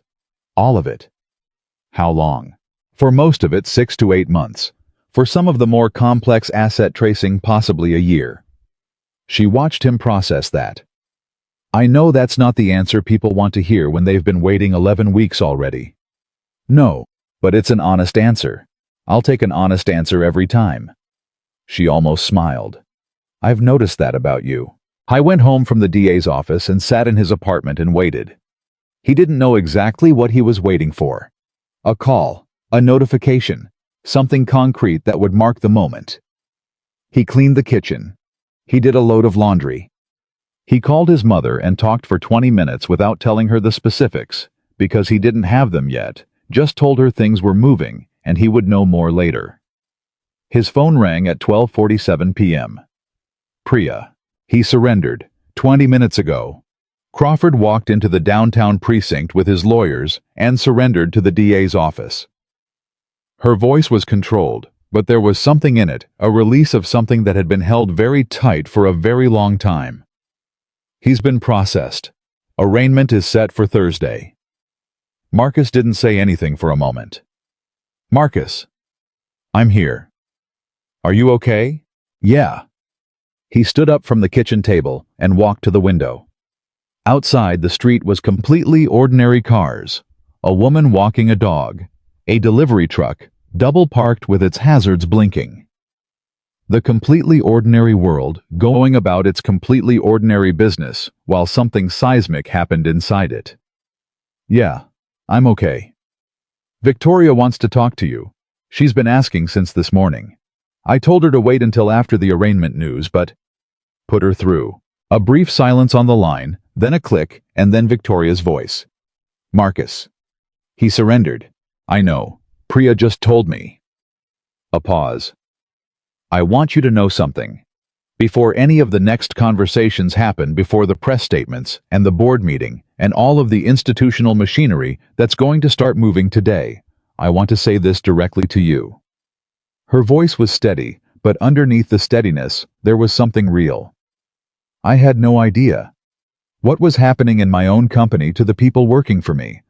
I told myself I was running things responsibly, that I had systems in place, that the numbers were being watched.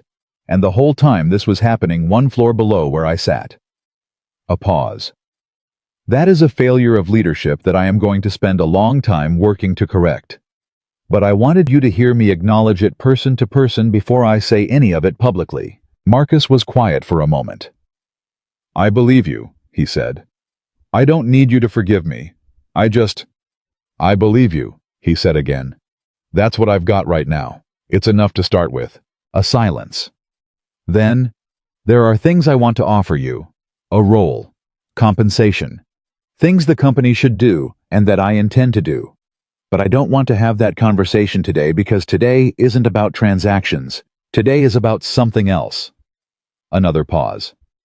Today, I just want to ask you, is Amara okay? Are you okay?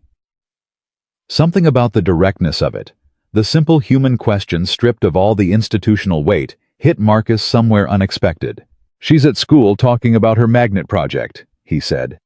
And I'm standing in my kitchen looking at a picture she drew of us at the beach. Have you ever taken her to the beach? No. A long pause. You should take her to the beach, Victoria said softly. Yeah, Marcus said. I should. The story went public at 3 p.m. Not through the gossip blog, not through anonymous sources and carefully placed leaks, through a joint press statement from the DA's office and Whitmore Properties that laid out the facts plainly. The wage theft, the shell company, the scope of the fraud, the indictment, the surrender. It named Crawford. It named the amounts. It named the number of employees affected. Marcus watched it happen from his living room, tracking it on his phone as the coverage spread from local news to regional outlets to national. He watched the narrative shift in real time, the story that had been disgruntled. Worker manipulates sympathetic CEO becoming something else entirely as the facts replaced the fiction. He watched reporters who had run with the first version quietly update their coverage without acknowledging they were doing so. He watched his text message. Could my rent wait just a few more days transform in public interpretation from evidence of manipulation into something that people were calling the message that broke open a $4 million wage theft scheme? His phone became unusable within an hour. Texts, calls, voicemails, notifications from platforms he barely used. He turned the ringer off and set it face down and went to pick up Amara from school. She ran to him at pickup, the way she always did, at full speed, backpack bouncing with the news of her day already pouring out of her before she reached him. Her science teacher had said her project concept was excellent. She had gotten 100 on her spelling test, which was remarkable because she hated spelling. She had eaten all of her lunch. He crouched down to her level and held her face in both his hands for a moment. Just that.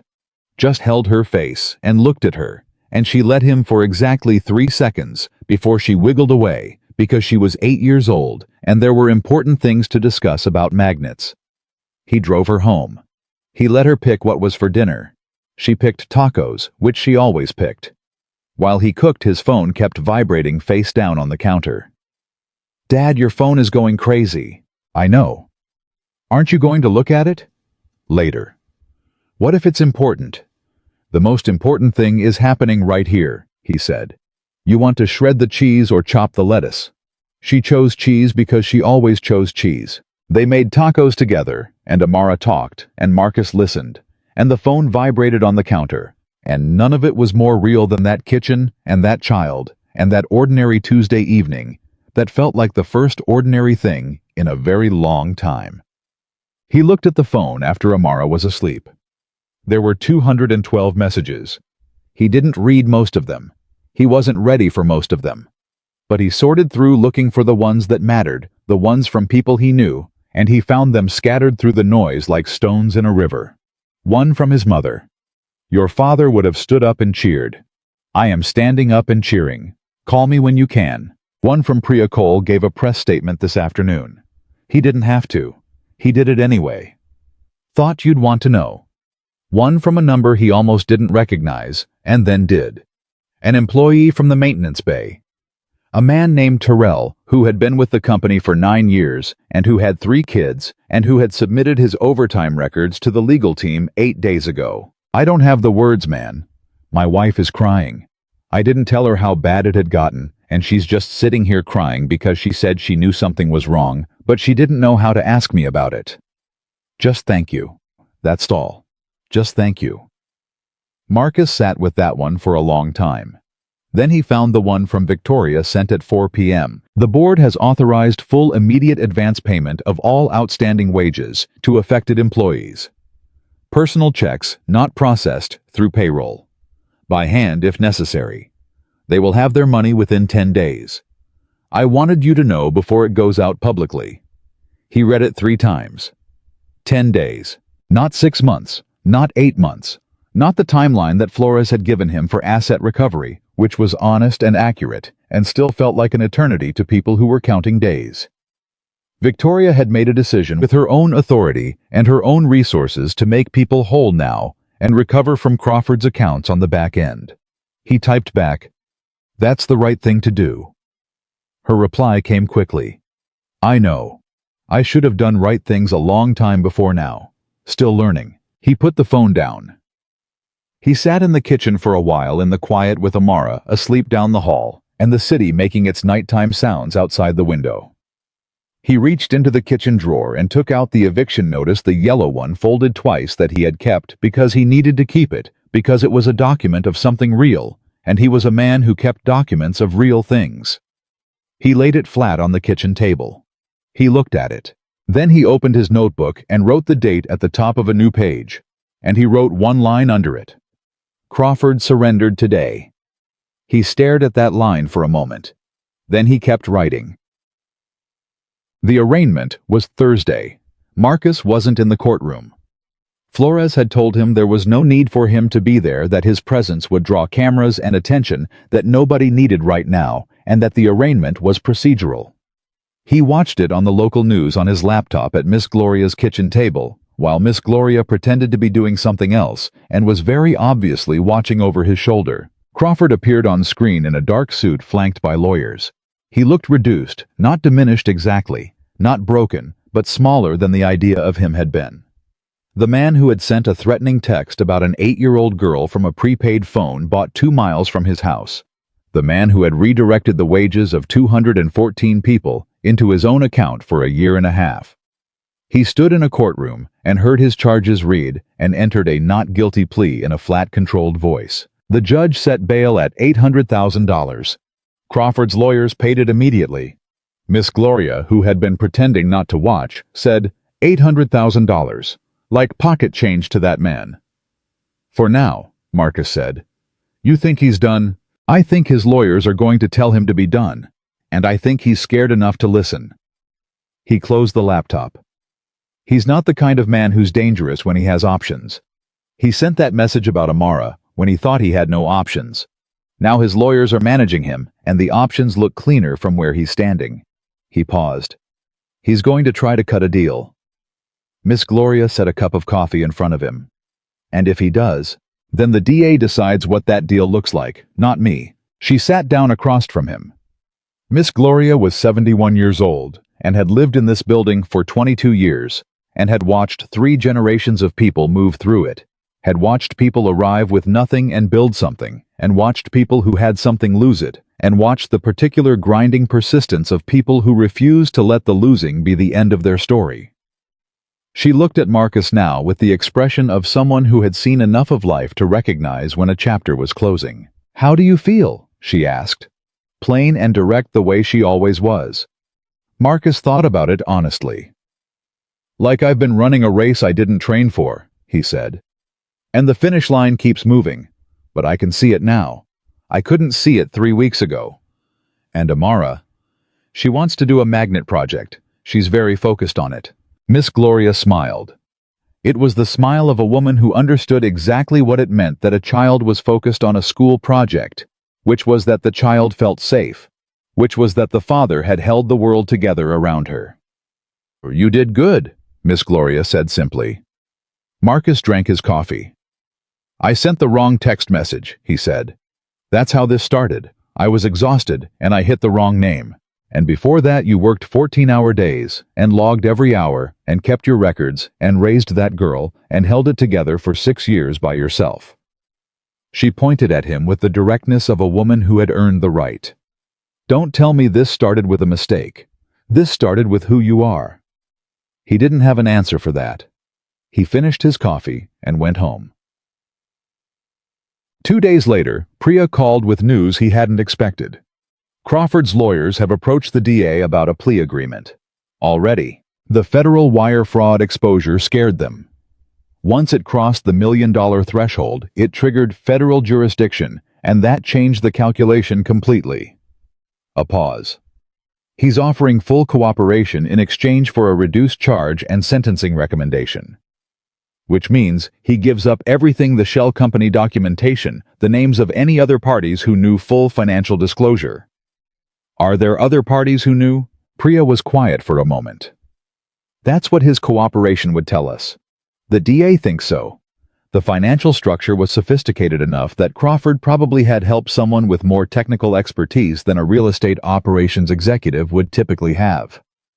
Marcus sat with that. The idea that the scheme ran deeper than Crawford alone. That there were other people who had known, who had helped build it, who had gone undiscovered while Crawford absorbed all the attention. What does the DA want to do? She wants to take the cooperation. She says a plea that gets her full disclosure of the whole structure is worth more than a trial that might take 2 years and get her Crawford alone. Another pause. She wanted me to tell you before she agreed to anything, as a matter of courtesy. Marcus was very quiet for a moment. What's the reduced charge? Plea to 1 count of wire fraud. Federal sentencing guidelines recommend 30 to 40 months. With the cooperation adjustment, probably 18 to 24 with restitution. 2 years, Marcus said flatly. Maybe less. Marcus. 2 years for $4.7 million, for threatening a child. The restitution is full, every dollar, and the cooperation gets us whoever else was involved. Priya's voice was careful, professional, but there was something human underneath it too. Something that knew this wasn't a clean answer. I'm not going to tell you it's perfect. It isn't. But Flores believes it's the best outcome for the most people, and she's been doing this for 20 years. Marcus stood at his kitchen window and looked at the street below. 2 years, maybe 18 months. A man who had stolen from 214 families, who had threatened his daughter, who had tried 3 times to buy his silence, and when that didn't work, had threatened a child walking out of a minimum security facility in a year and a half, with all the money he'd made from the properties he'd manipulated, money that wasn't covered by the restitution order, because it was technically legal profit from a real estate transaction, even if the conditions that made the transaction possible were fraudulent. He thought about Terrell's wife crying because she finally knew how bad it had gotten. He thought about 37 notebooks. He thought about the yellow eviction notice in his kitchen drawer. Tell Flores to take the deal, Marcus said. On one condition. What condition?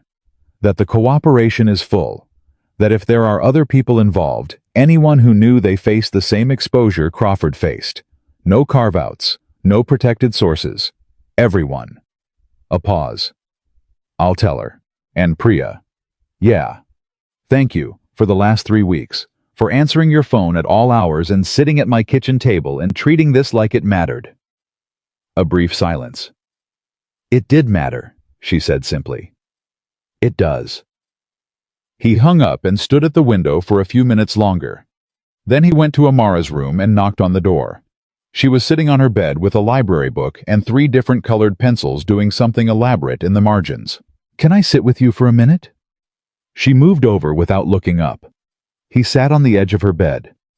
She kept drawing in her margins. He watched her hand move those confident, unself-conscious pencil strokes of a kid who hasn't learned yet to second-guess what she makes. After a moment, she said, still not looking up, "Is it getting better?" "Yeah," he said. "It's getting better." She nodded the way she had at the breakfast table, that deliberate processing of information that was so specifically hers. "Good," she said. "And then, Dad, can stars have moons?" "Some of them. They're called exomoons." She looked up at him for the first time, interested. "Moons of moons." "Theoretically. They'd be called moons. Scientists actually debated that." She stared at him. "Moons. Moons." She burst out laughing. Real full 8-year-old laughter that had nothing in it except delight at the absolute absurdity of the universe, and Marcus laughed too. Sitting on the edge of his daughter's bed, with moons and colored pencils, and a world that was hard and getting better, and full of things worth knowing. He stayed until she fell asleep. Then he went back to the kitchen table, opened his notebook, and wrote. He wrote about the arraignment and the plea deal, and the conversation with Priya, and the 2 years versus the $4.7 million, and the specific adult anger of knowing that justice is always partial and imperfect, and is still worth fighting for.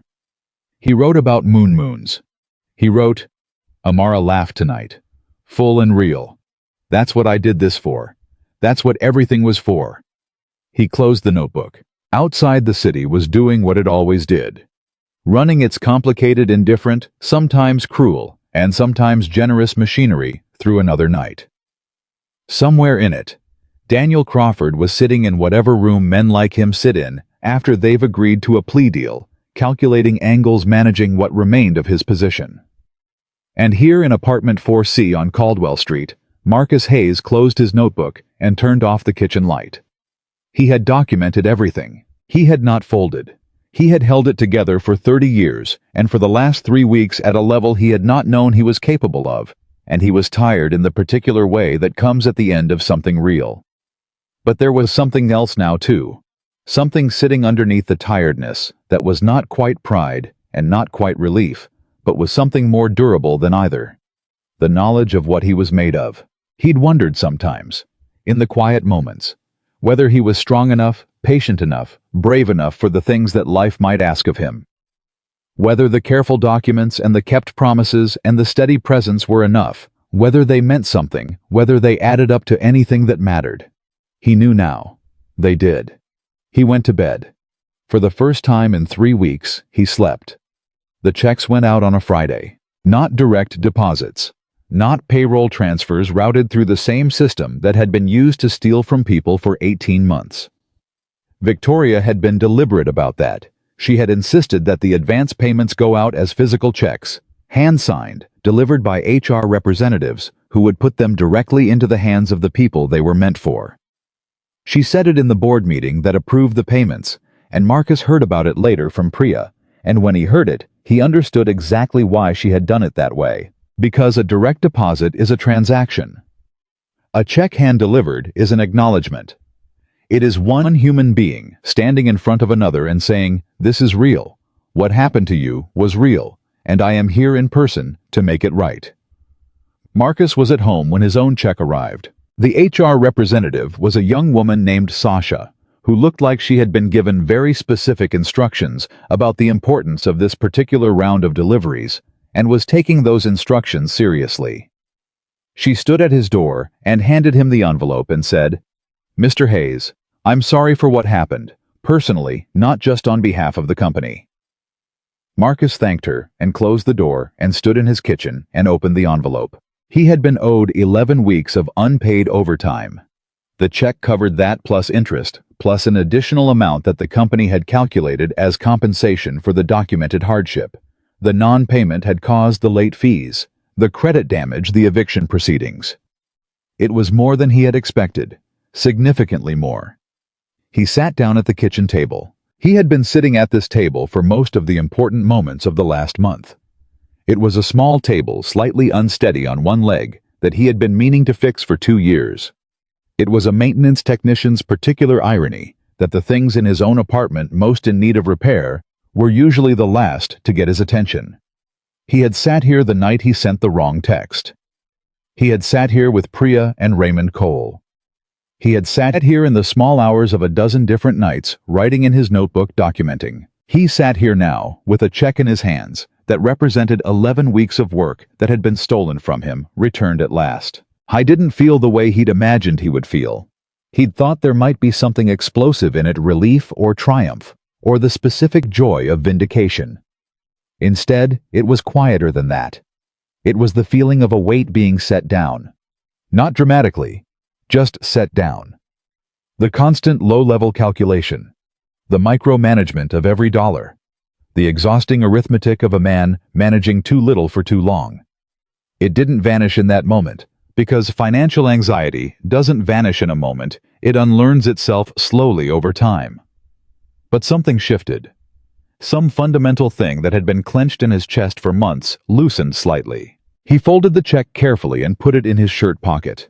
Then he called his mother. She cried. She tried not to, but she did, and she was a woman who almost never cried, so the sound of it moved through Marcus in a way that was both hard and necessary. "I'm okay, Mom," he told her. "I know you are. I know." She composed herself. I know what these months cost you. I know what you didn't tell me because you didn't want me to worry. And I know it was worse than what you did tell me. It's done now." "Is it?" He thought about that honestly.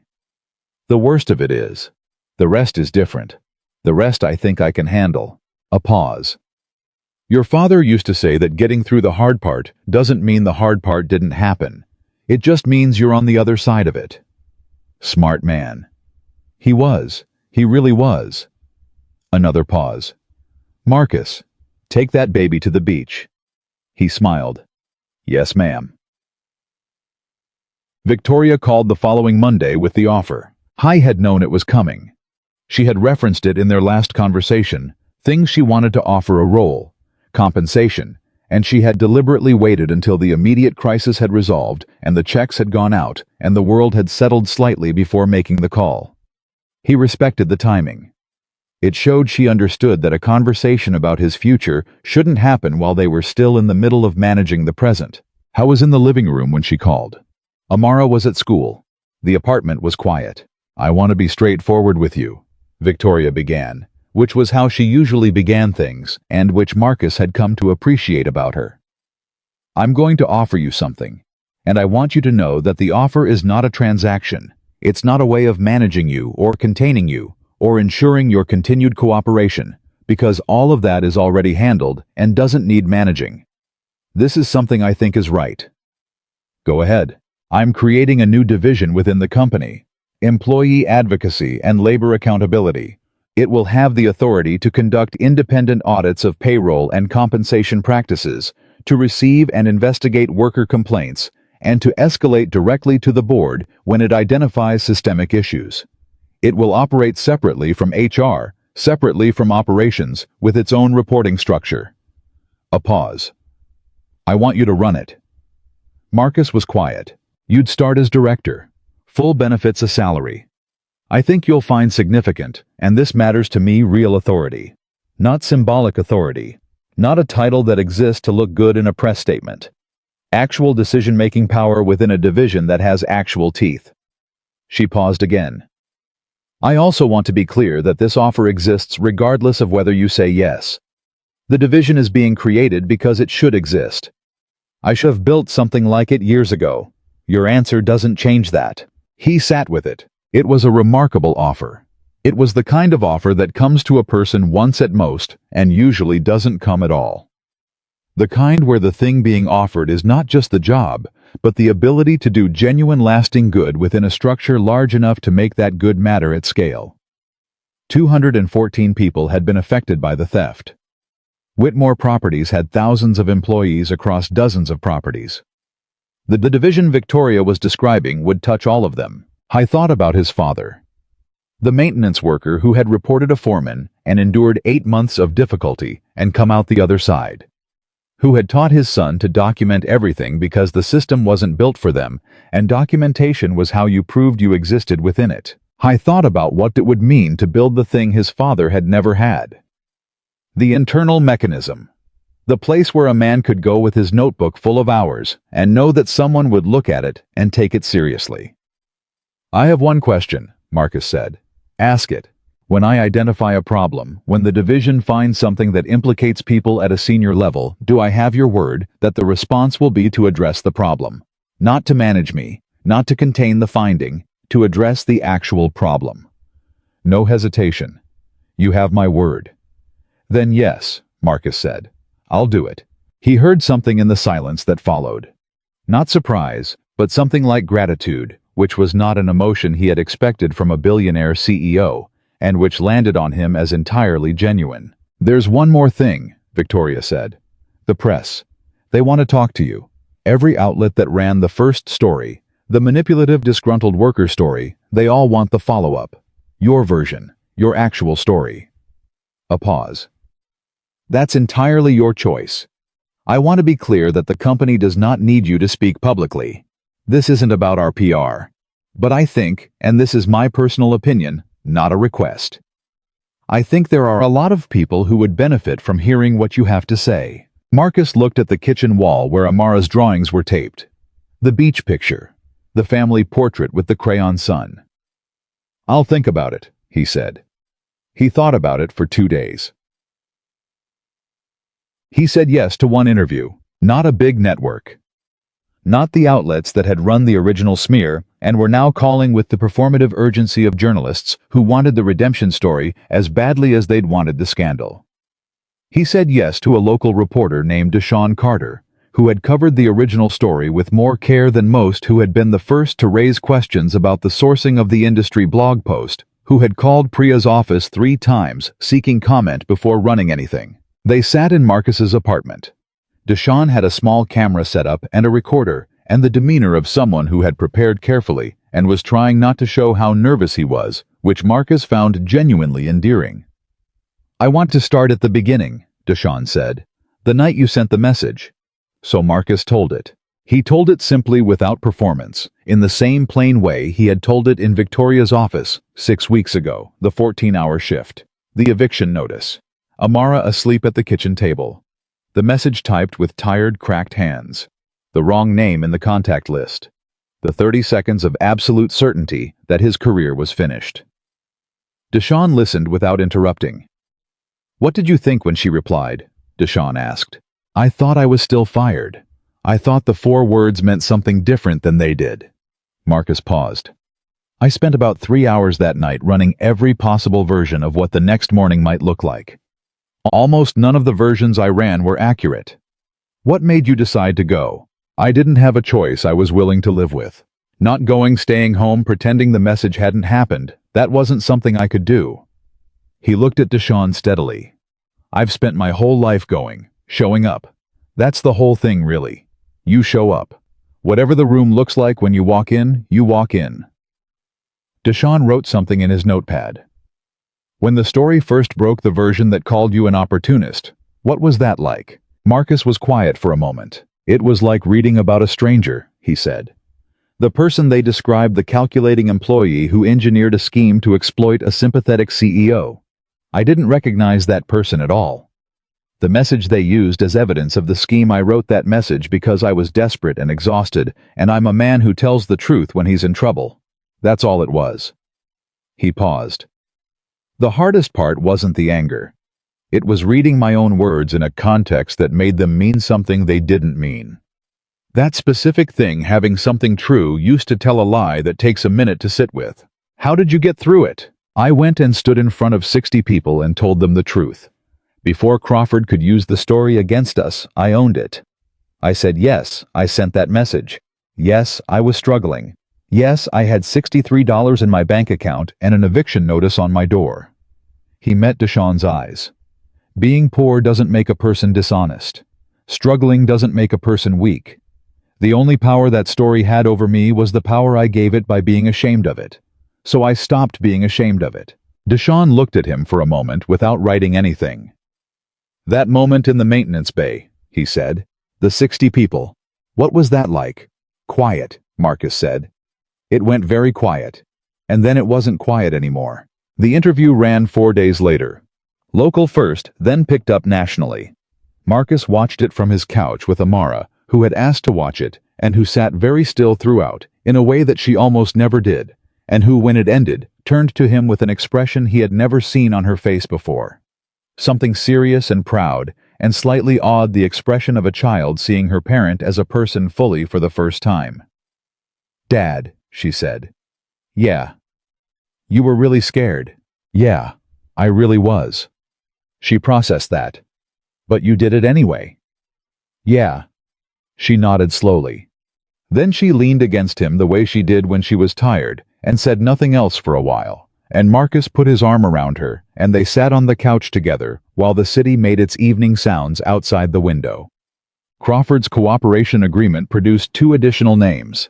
Marcus learned this from Priya, who called on a Wednesday morning 6 weeks after the arraignment. An outside accounting firm that had helped structure the shell company. A mid-level executive in Whitmore's finance department who had maintained the vendor account and ensured the fraudulent payments cleared without triggering internal flags. Both were charged. Both had their own lawyers. Both were navigating their own versions of the accountability that came when the cooperation agreement pulled their names into the light. Marcus felt a grim satisfaction at the news and did not pretend otherwise. "Crawford's sentencing is set for next month," Priya told him. 22 months, federal minimum security, full restitution ordered. "And the people who haven't received full restitution yet, the asset recovery is ahead of schedule. Most of the complex tracing resolved faster than we projected. Remaining payments to affected employees should be complete within 60 days. Marcus did the math in his head. 60 days. 6 months total from the day Crawford surrendered to the day every dollar was back in the hands of the people it had been taken from. It wasn't justice in the pure sense. 22 months was still 22 months for $4.7 million. But it was more complete than most outcomes of its kind. And Marcus had learned in the last several months that completeness, not perfection, was what the real world offered when it offered anything at all. "Priya," he said. "Yeah. How did you end up doing this kind of work, labor law worker advocacy? How does a person find their way to that?" A pause. He heard something shift in her voice, the professional composure making room for something more personal. "My grandfather worked a packing plant in Fresno for 30 years. Never received full pension benefits. Company restructured just before he hit his eligibility threshold, not by accident. He spent the last 12 years of his life fighting it. Lost." She was quiet for a moment. "I was 11 when he filed his first complaint. I watched the whole thing. Every document, every hearing, every time someone in a nice office told him his claim was noted and his case was being reviewed." A pause. "I wanted to be the person on the other side of that desk. The one reviewing cases. The one who actually looked."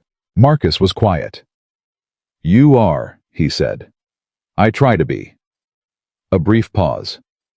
"So are you now. With that division, you're going to be the person who looks." He had started in the role 2 weeks prior. He had spent those 2 weeks in meetings and orientation and the kind of careful institutional learning that came with understanding a new position from the inside. And he had also quietly and methodically begun building the intake system, the mechanism by which an employee could report a compensation concern, and know that their report would be received, reviewed, and tracked by someone whose job was specifically that. He had thought a great deal about what it would have meant to him 6 months ago to know such a thing existed. To know that the notebook he kept wasn't the only record. That someone inside the building was also watching. How was building that thing? He worked on it every day. The morning of Crawford's sentencing. Marcus drove Amara to school, came home and sat at the kitchen table with his coffee and his notebook. He didn't go to the sentencing. Flores had offered him a seat in the gallery, told him he had earned the right to be in the room.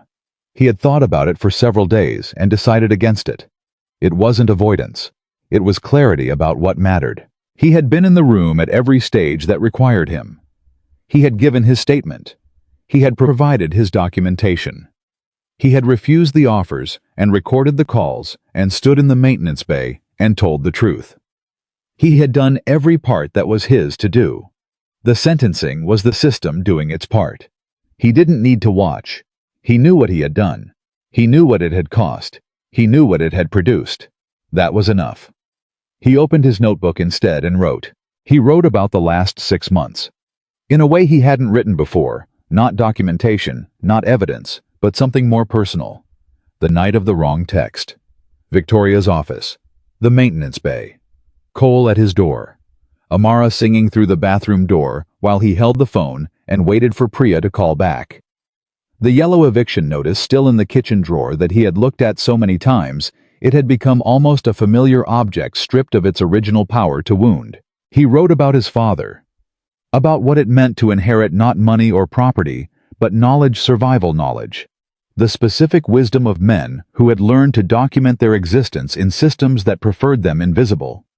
He wrote about what he intended to do with what he had inherited. The division. The intake system. The promise to himself that the thing his father had never had would exist now, built by the hands of his son for the next person who needed it. He wrote for almost 2 hours. When he finished, he sat for a moment looking at what he'd written. Then he closed the notebook and put it in the drawer beside the eviction notice. His phone buzzed. A text from Priya. 22 months. Full restitution confirmed by the court. It's done. He read it twice. Then he put the phone in his pocket and got his jacket and his keys. He drove to Amara's school. He wasn't supposed to pick her up for another 4 hours, but he called ahead and told them he was pulling her early for a family outing. And when he got there, she came out of the classroom with the suspicious excitement of a kid who knows something unexpected is happening, but can't determine yet if it's good or bad. Why are you here? Is everything okay? Everything's okay. Get your bag. Dad. Get your bag. Amara. She got her bag. She followed him to the car with the specific energy of a child who has decided to allow the surprise to unfold rather than extract it early, which showed remarkable restraint for her age. He drove for 45 minutes. She figured it out when the trees thinned and the light changed, and the salt got into the air, that particular quality of coastal air that a person can't mistake for anything else once they've encountered it. Dad? Her voice was different, smaller, real. Yeah. Are we going to the beach? We're going to the beach. She didn't say anything else for the rest of the drive. She sat with her face turned toward the window, and Marcus drove, and neither of them needed to fill the silence, because the silence was full already. He parked, and they walked down to the water. It was a weekday morning in early May, the beach not crowded, but not empty. The Atlantic gray-green and enormous in the particular way that large bodies of water are enormous, not just physically large, but philosophically large. The kind of large that makes a person feel their actual scale, and find it unexpectedly comforting rather than diminishing. Amara took off her shoes immediately. She walked to the edge of the water and let the foam come over her feet, and looked out at the horizon with an expression that Marcus recognized because it was his own expression, the one that appeared on his face when he was encountering something bigger than his current frame and was quietly expanding to make room for it. He stood beside her. "Is it what you thought it would be?" he asked. She considered the question with her characteristic seriousness. "It's louder," she said. "I didn't think it would be so loud." He listened to it, the specific layered sound of the ocean, which is not one sound but many sounds happening simultaneously. Waves breaking and receding, and the wind moving through it all, and underneath everything, a low constant presence that you feel more than hear. "Yeah," he said, "it's loud." They stayed for 4 hours. Amara collected things: shells, interesting rocks, a piece of sea glass that she held up to the light with the reverence of a curator evaluating provenance. She ran from the larger waves with the absolute conviction of a person who has decided that being chased by something much bigger than herself is the finest possible way to spend an afternoon. She asked 17 questions about the ocean marine biology, tidal mechanics, and whether fish could get seasick, and Marcus answered every one he knew the answer to and told her honestly when he didn't. They ate from a food truck in the parking lot. They sat on the hood of the car and watched the light change as afternoon moved toward evening, the sky doing that particular Atlantic coast thing where it turns 17 shades of orange and pink and the water goes from gray-green to something close to gold. "Dad," Amara said. "Yeah." "In your notebook, the one you write in, what do you write?" He thought about how to answer that. "Everything," he said. Dates, what happened, what people said, what I was thinking, what mattered. Why? Because your grandfather told me that the things you don't write down have a way of becoming the things you can't prove were real. And I wanted to be able to prove everything that happened to us was real. She looked at the ocean. Is it all written down now? Most of it. I wrote more today. What did you write today? He looked at her profile against the evening sky. His daughter, 8 years old, who had waited up for him through 100 late shifts and asked him once if they were going to be okay, and who was now eating a hot dog on the hood of his car, watching the Atlantic turn gold. That I brought you to the beach, he said, and that you ran from the waves. She smiled the full, complete smile that she had inherited from her grandmother, and that came out only when something was genuinely perfect. Right, that I wasn't scared of them, she said. You ran every time a big one came. I ran because it was fun. There's a difference. She pointed at him with the certainty of someone making a legal distinction. Write that I wasn't scared. Okay, he said. I'll write that you weren't scared. They drove home as the sun finished setting.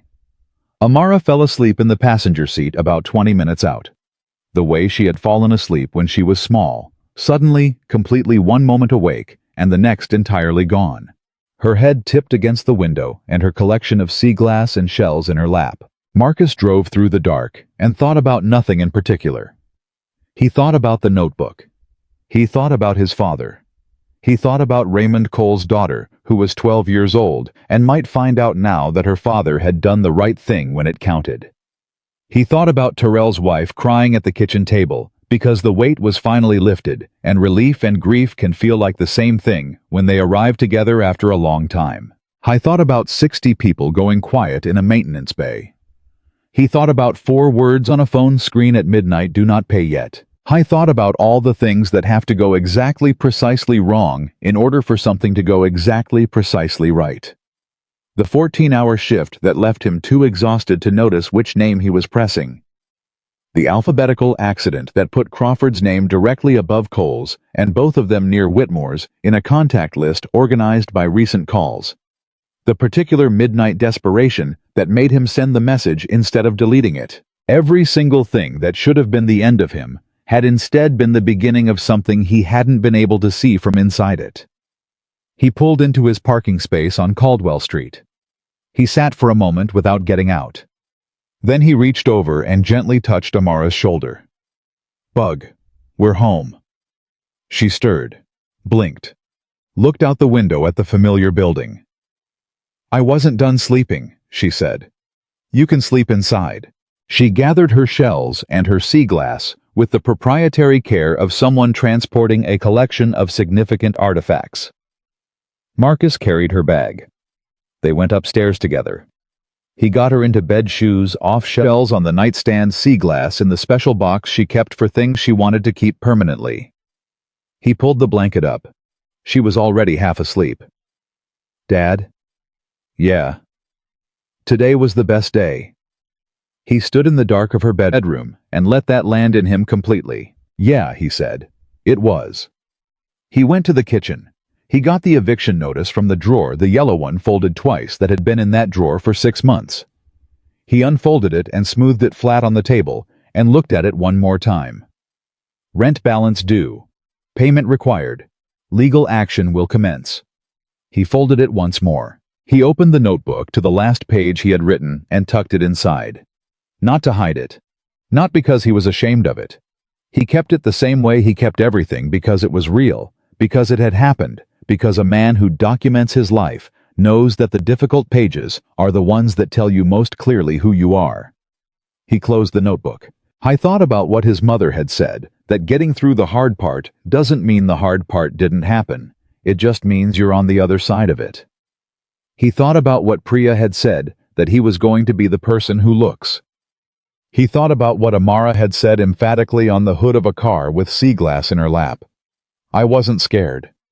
Write that I wasn't scared. He picked up the notebook one more time and wrote 4 sentences at the bottom of the final page. The hard part happened. All of it happened. We went to the beach today and she wasn't scared. We are on the other side. He set the pen down. Marcus Hayes had started with a wrong number, a cracked phone screen, and $63. He had endured the theft of his wages, the loss of his job, a threat against his child, the public dismantling of his character, and 3 weeks of the most difficult navigation of his life. He had refused every offer, recorded every call, stood in front of every room that needed him to stand in it, and told the truth every single time anyone asked. He had built something that would outlast the fight that built it, a division, a mechanism, a door that stayed open for the next person who needed it. He had taken his daughter to the beach, and in the kitchen drawer of apartment 4C on Caldwell Street, beside a closed notebook full of dates and hours, and the words of people who had underestimated him, a yellow eviction notice sat folded into the pages, not as a wound, not as a trophy, but as evidence of the simplest and most durable truth Marcus Hayes had ever known. A man who refuses to disappear cannot be made to disappear.